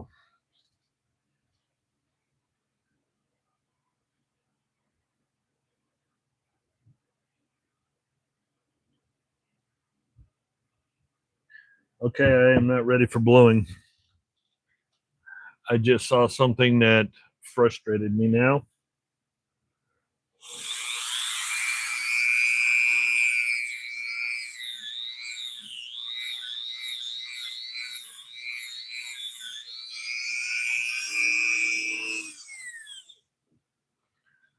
I got to clean it again. I just saw a small pocket of Japanning that did not come off.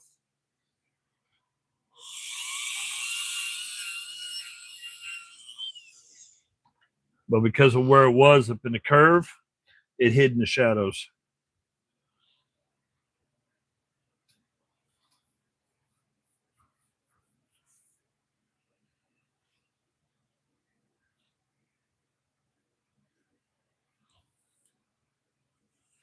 There we go.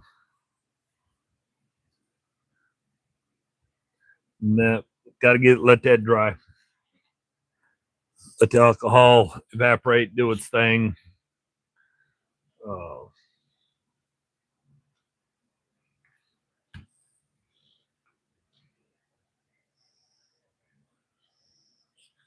then we'll blue it. Like I said, I know a lot of people could be mad not because I knocked the rust off, but because I got rid of all that Japanning on it.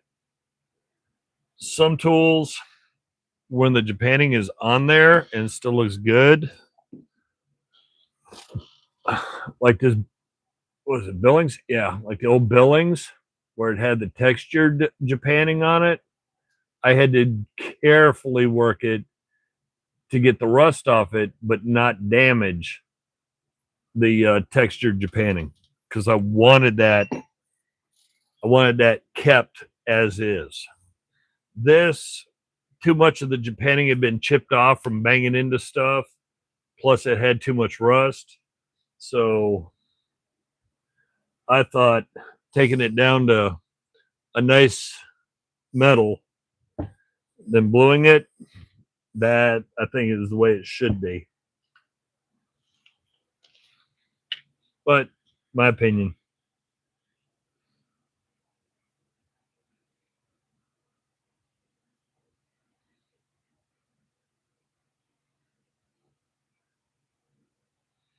This is a long, slow pain in the rumpus is doing this.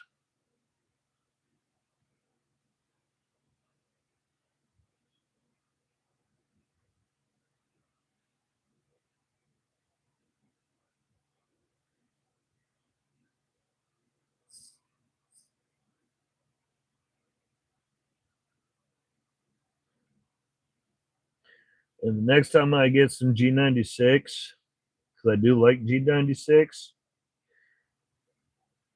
I will read the description a little bit better. And I will not ever be buying that cream ever again.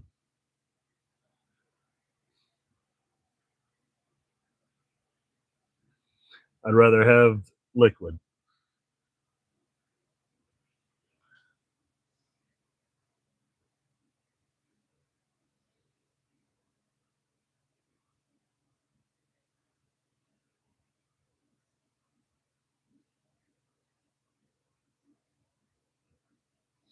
I mean, it works, but I'm not a fan of using the cream. I would rather just have liquid.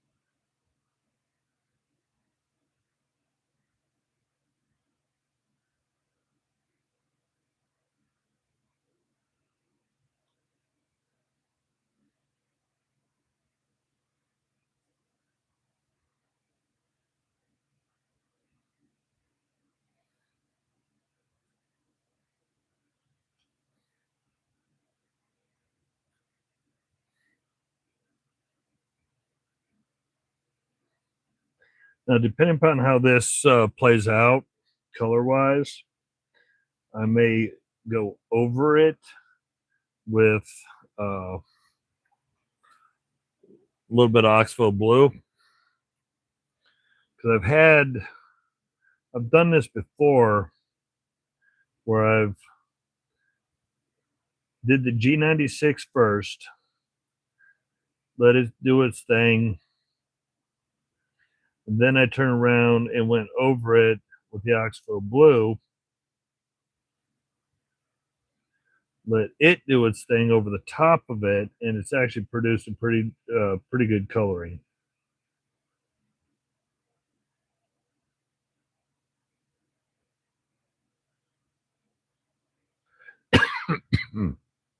Excuse me.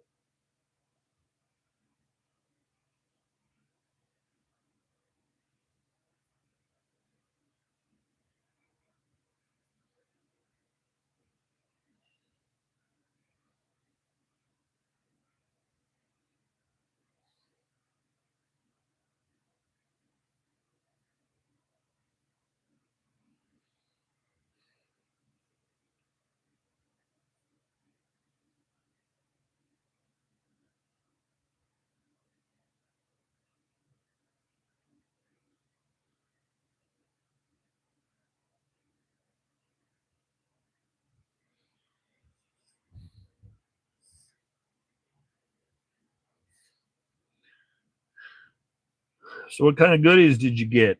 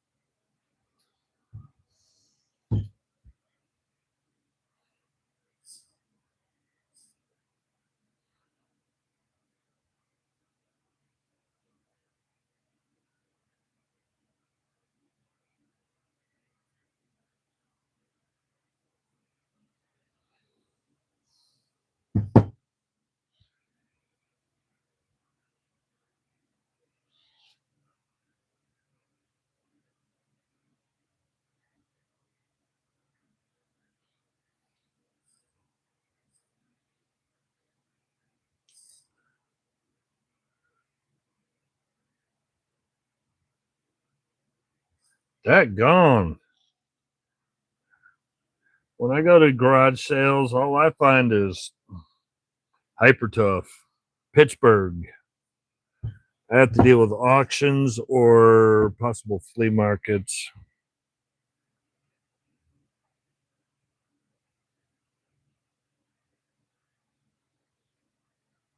I do get the occasional nice tool, but from garage sales, but it's primarily estate sales, flea markets, antique shops, especially ones that don't try to charge you crazy prices.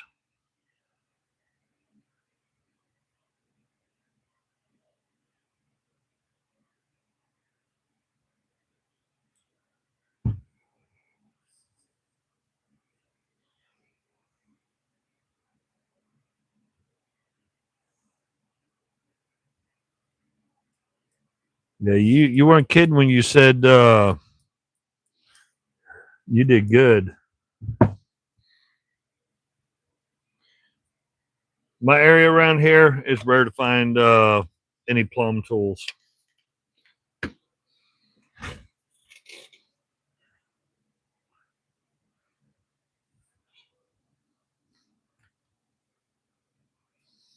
Let that chew and do some stuff for about 30 seconds or more.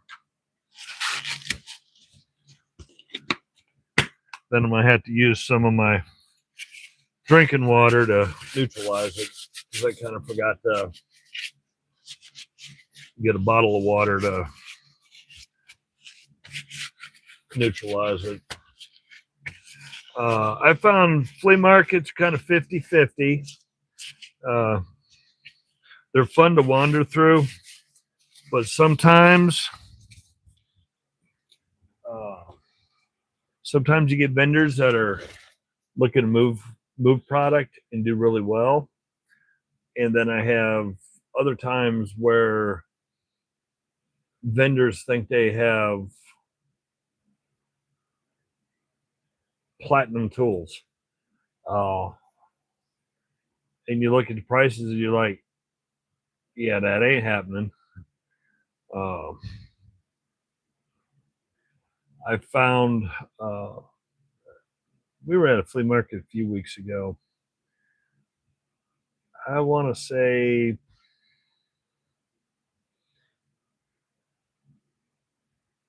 85% of the vendors there wanted way too much for what they had and the condition that they were in. Just too much work on my part, especially if I want to bring them back and add them to the toolboxes. It was going to take too much work, and they wanted too much. Guys like, well, they're vintage. We got to make money. I was like, yeah, you got to make money, but at the same time, you got to be able to sell it to make the money. And if you don't have a good price to sell it, you're not making money. We had 3 vendors over there. They understood the concept of making money at flea markets. Move lots of product. You're not going to sell 1 or 2 items and get top dollar. You're going to sell a whole lot of items at a much lower price, but your overall profit is going to be higher because you're moving more product. And when you move more product, somebody remembers to come back, and they come back, they spend more money with you. They come back again, spend more money with you. If you turn around and say, I want $30 for this because I say it's vintage, you might get one knucklehead throughout the year that may buy it. But if you say, okay, $2, I just sold 300 of them for $2 a piece. Who's making money? Who's not? Then you have the flea market people and the antique mall people that is what I call the eBay price people. I've seen these guys when I've asked them, hey, how much? They turn around, pick it up, look at it, and I know they're going on eBay to see what people are trying to sell it for on eBay. As soon as they do that, I'm done. I'm out the door. If you don't know what you want to sell it for, and you got to try to look online to see what it's possibly selling for, I ain't got time for that.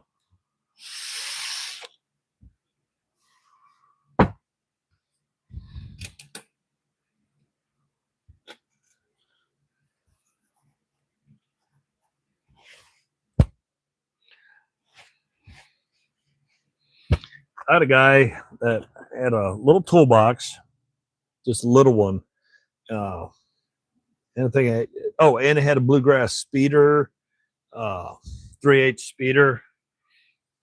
I was happy with the price that he had on the box, and I just asked about the speeder, and then my wife found something, and he turned around and just looked and said, hey, $20 for all of it. It was like $35 what it should have totaled out to be, and he just said $20. Okay, out the door, no problem. Next time we're at that flea market, I'm definitely going over to his area.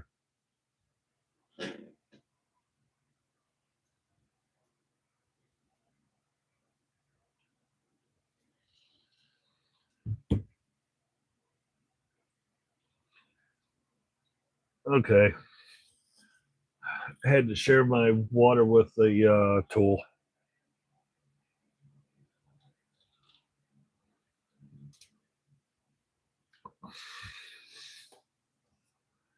Well, my old junk rags to try to clean up the slop.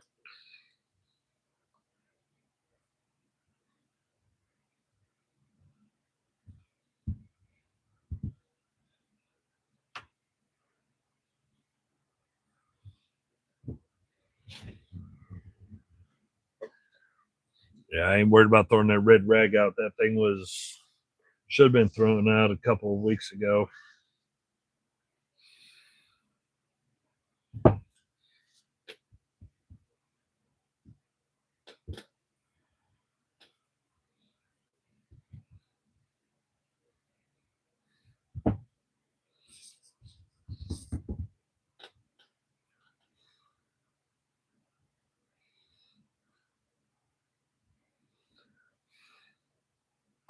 I found some hole in the wall places up. Uh, well, you know as well as I do up north. There are some towns you stay clear of because everything's expensive no matter what. I found that out with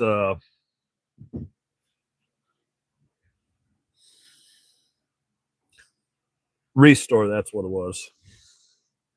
Uh, I wasn't paying attention because we were going from here. We were just bouncing all over all the way up because we were heading up to the Sioux. Wasn't paying attention what town I rolled into. Is I had stopped at Walmart. I got a little actually. Oh,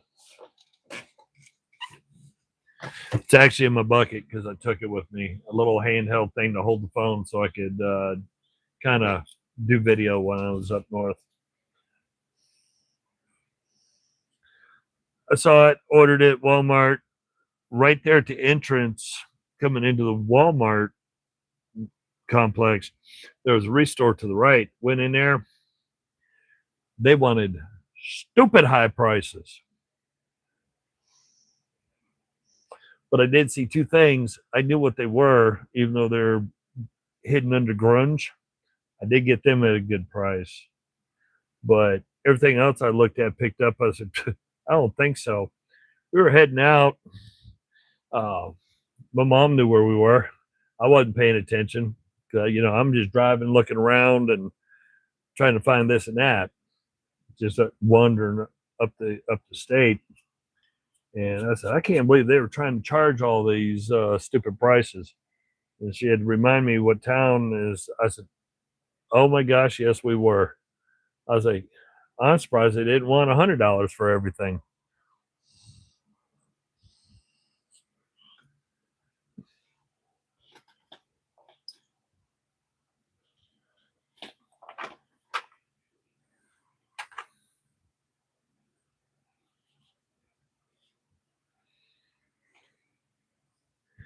This steel wool is older than me.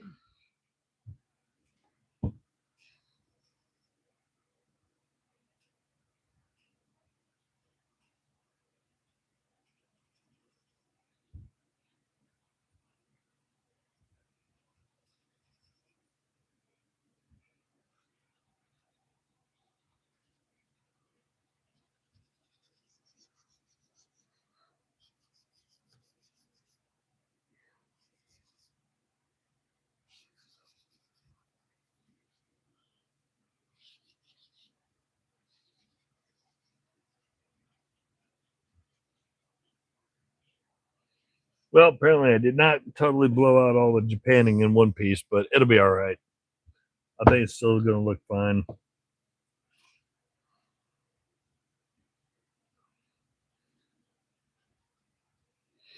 But the funny thing is, 30 minutes up the road, we found another Restore. And they had some of the most kick butt deals yet that I've had at a Restore. They were looking to move product.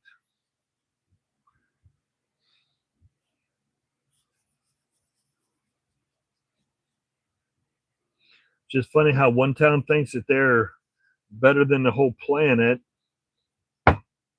Then another town just says, hey, we're taking care of everybody. So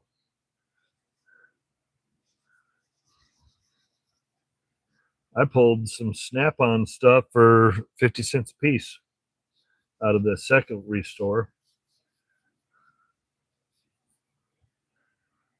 Because the guy's like, oh, we usually do 2 for $1, so here.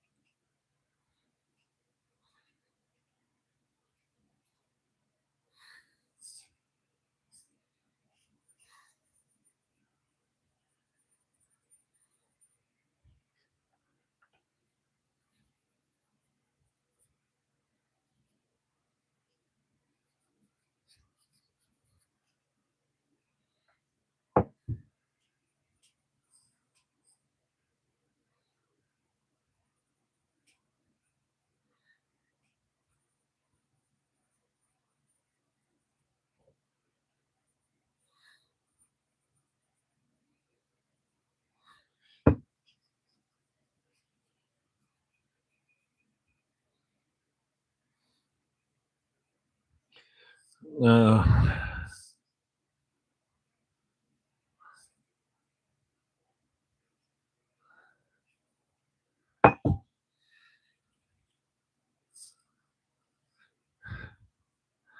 oh, hey, Bryce.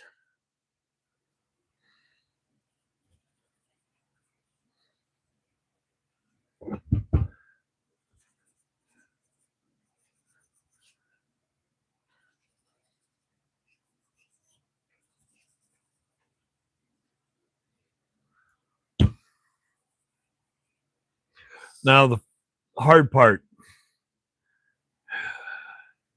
I mean, granted, that's a pretty good sized square nut, but trying to deal with these paws and that square nut with steel wool.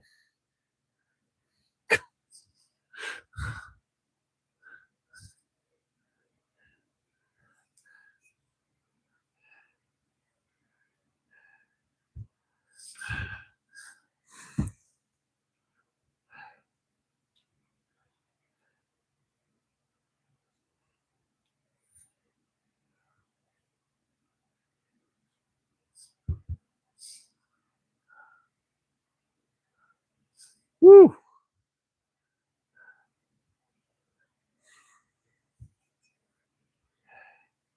I got no problems dealing with ours.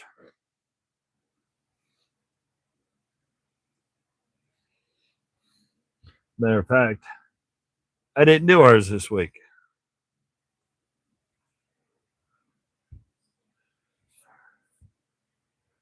Because yesterday while I was at work, Mrs. Bigfoot started mowing the yard.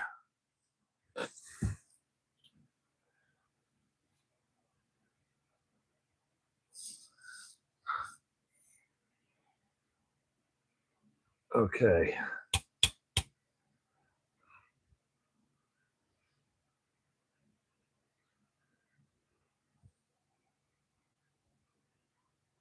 Oh, I gotta get there.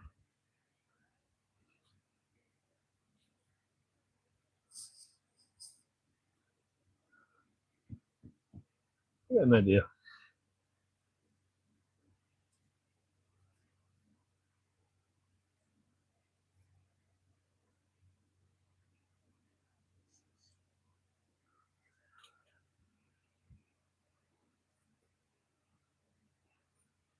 Okay.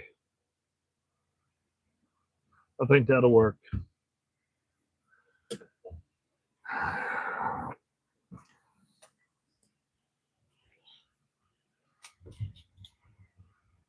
Now my handy dandy cheater's way to get rid of all the steel wool bits.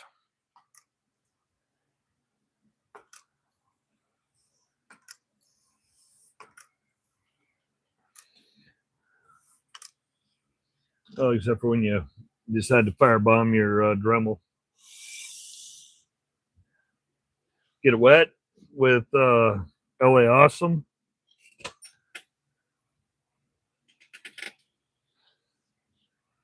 And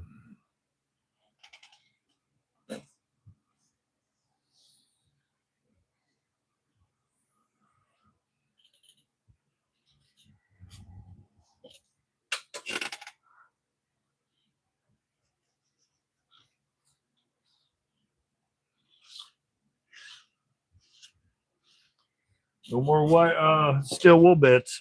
All clean.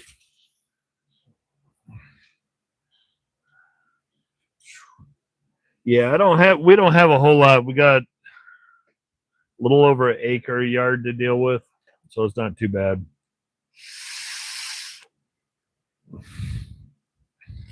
But we're also doing it on a little tiny device.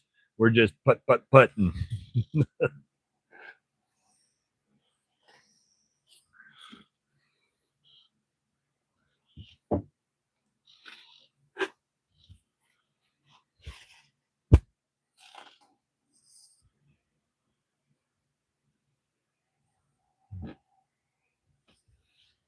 Hey, anytime. I usually do this on Fridays, but before you boogie, I was about to do a alcohol bath, but there it is, all blued.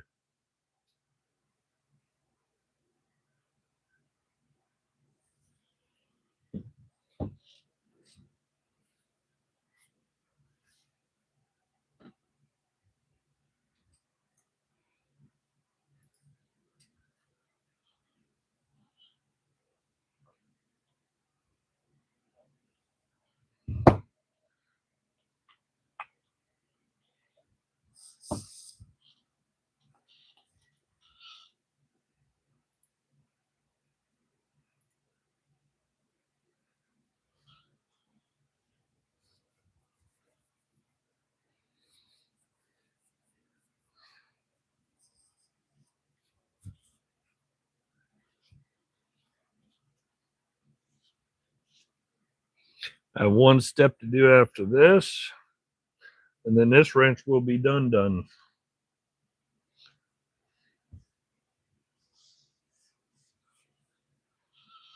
That'll throw there because that's just going to be alcohol weight.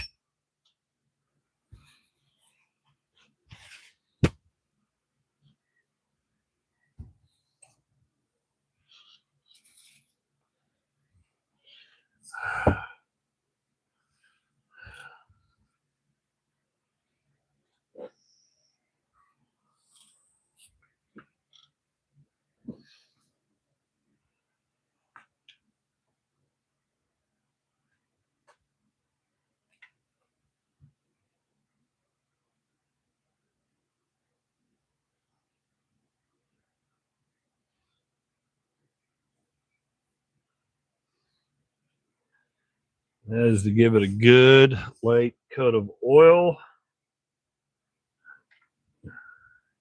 And then just sit back and let it stew in the oil for a bit.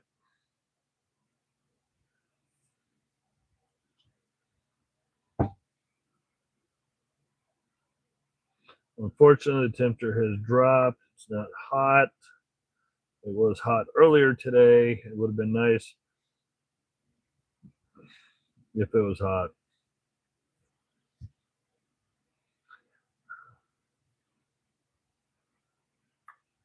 What I'm going to try, I don't know if it works or it doesn't work, but I think I've actually done it before, but I'm not sure, is when I'm done cleaning and doing this, bluing and all that, is to take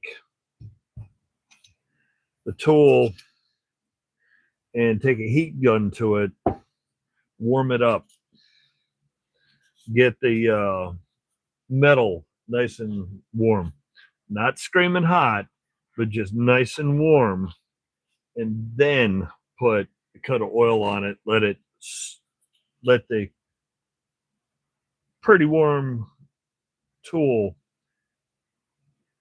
sit there with the oil on it after it gets blued. Have to probably get two similar type tools. Do one with, one without heat to do a test. And say, hey, yep, warming the metal up before the after. Well, let me rephrase that. I just tripped all over myself. So you get two similar wrenches, clean them, blue them, do everything that way the same. After that's all done, and the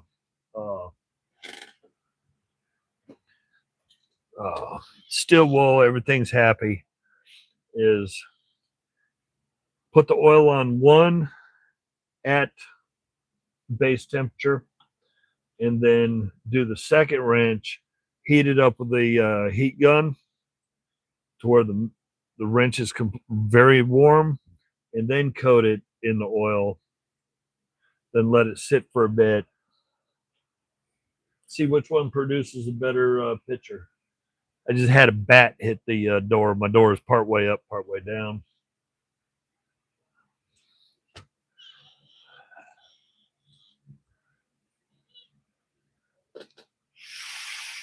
So I'm going to have to do a science experiment to find out whether warm metal in the oil after bluing gives it a better color, or just oil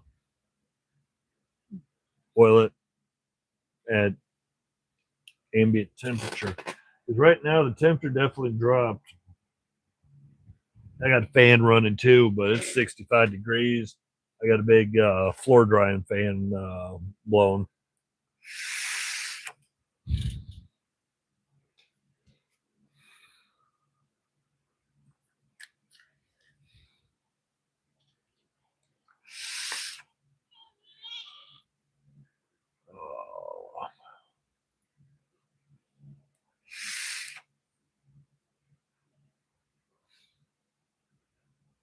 Here.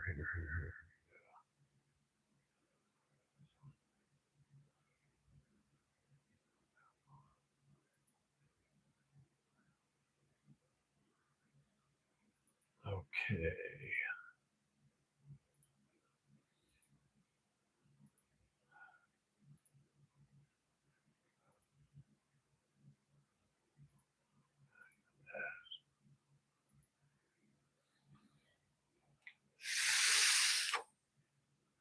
Oops, wrong one.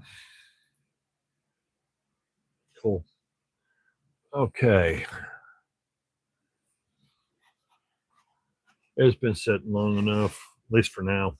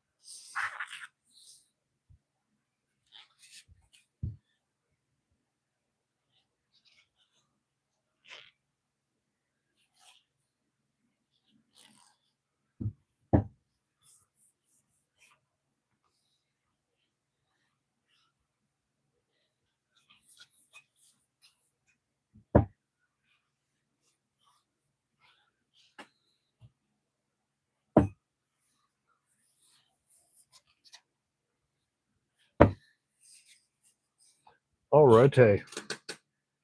So there is one spot that I goofed. And it's right there by my fingertip. There's some Japanning that did not come off, but it is what it is. But so all the rust and japanning came off, and now it's got a late bluing with an oil bath. And I think like this, it just looks so much more better and more industrial than it did with that black japanning that chipped and flaked off, and then all the piles of rust hidden all over it. Because even in there, it looks so much better.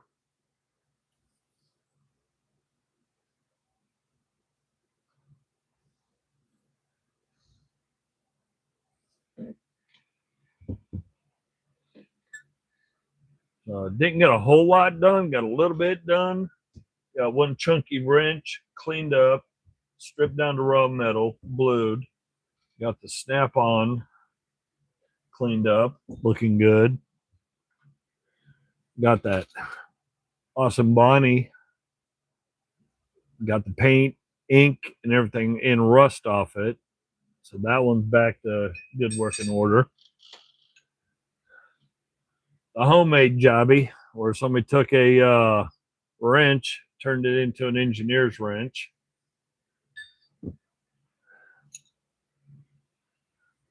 That rusty, crusty Barkalow Buffalo. Oops. Got that all tidied up. Even the Barkalow looks good. And the little 1/2-inch Williams offset wrench. Or angle wrench, whatever you want to call it. Angle wrench. So we got 6 items down, 864 trillion more to go.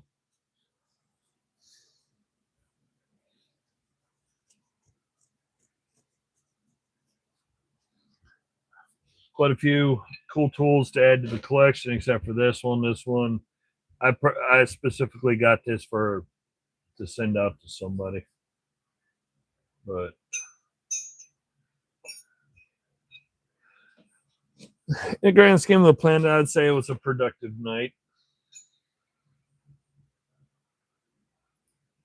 Didn't have to have everything completed. Just wanted to get some stuff done, and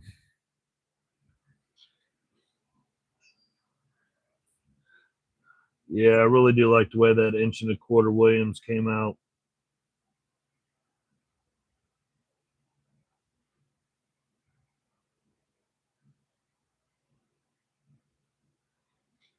That's going to look great in the box.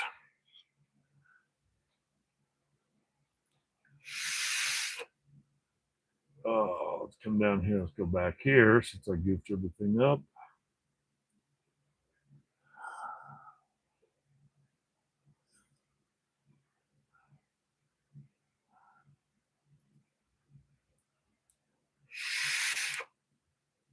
All right, there. I guess I'm going to have to undo that. Set that. Deal with that. All right. So I think I'm going to call it a night. It's been a long day. I got 2.5, 3 hours of sleep last night.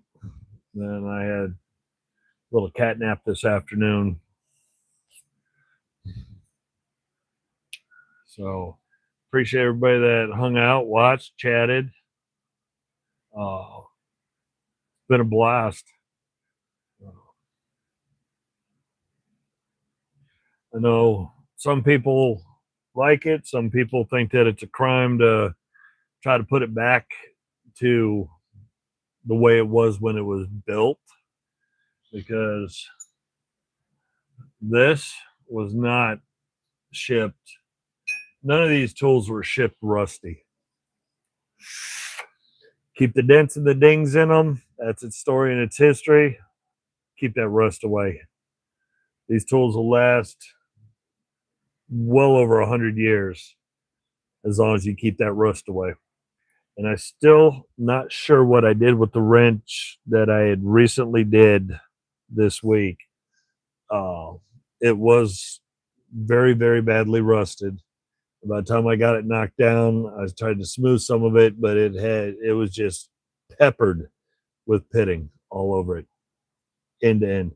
But it looks good. It's a good user. No problems. It'll work for another 30 plus years easily. I don't remember what I did with it. I may have actually just taken it and put it away. I may have took it and put it in the drawer, because I just looked through my. Yeah, I think that's what it did. Is I think I already put it in my drawer. But I think I'm gonna call it a night, because we are looking at 20 minutes to midnight. And I've been at this since 8 o'clock. So that's a little over almost 4 hours now. So everybody have a good night. Be safe. As always, good luck in the hunt.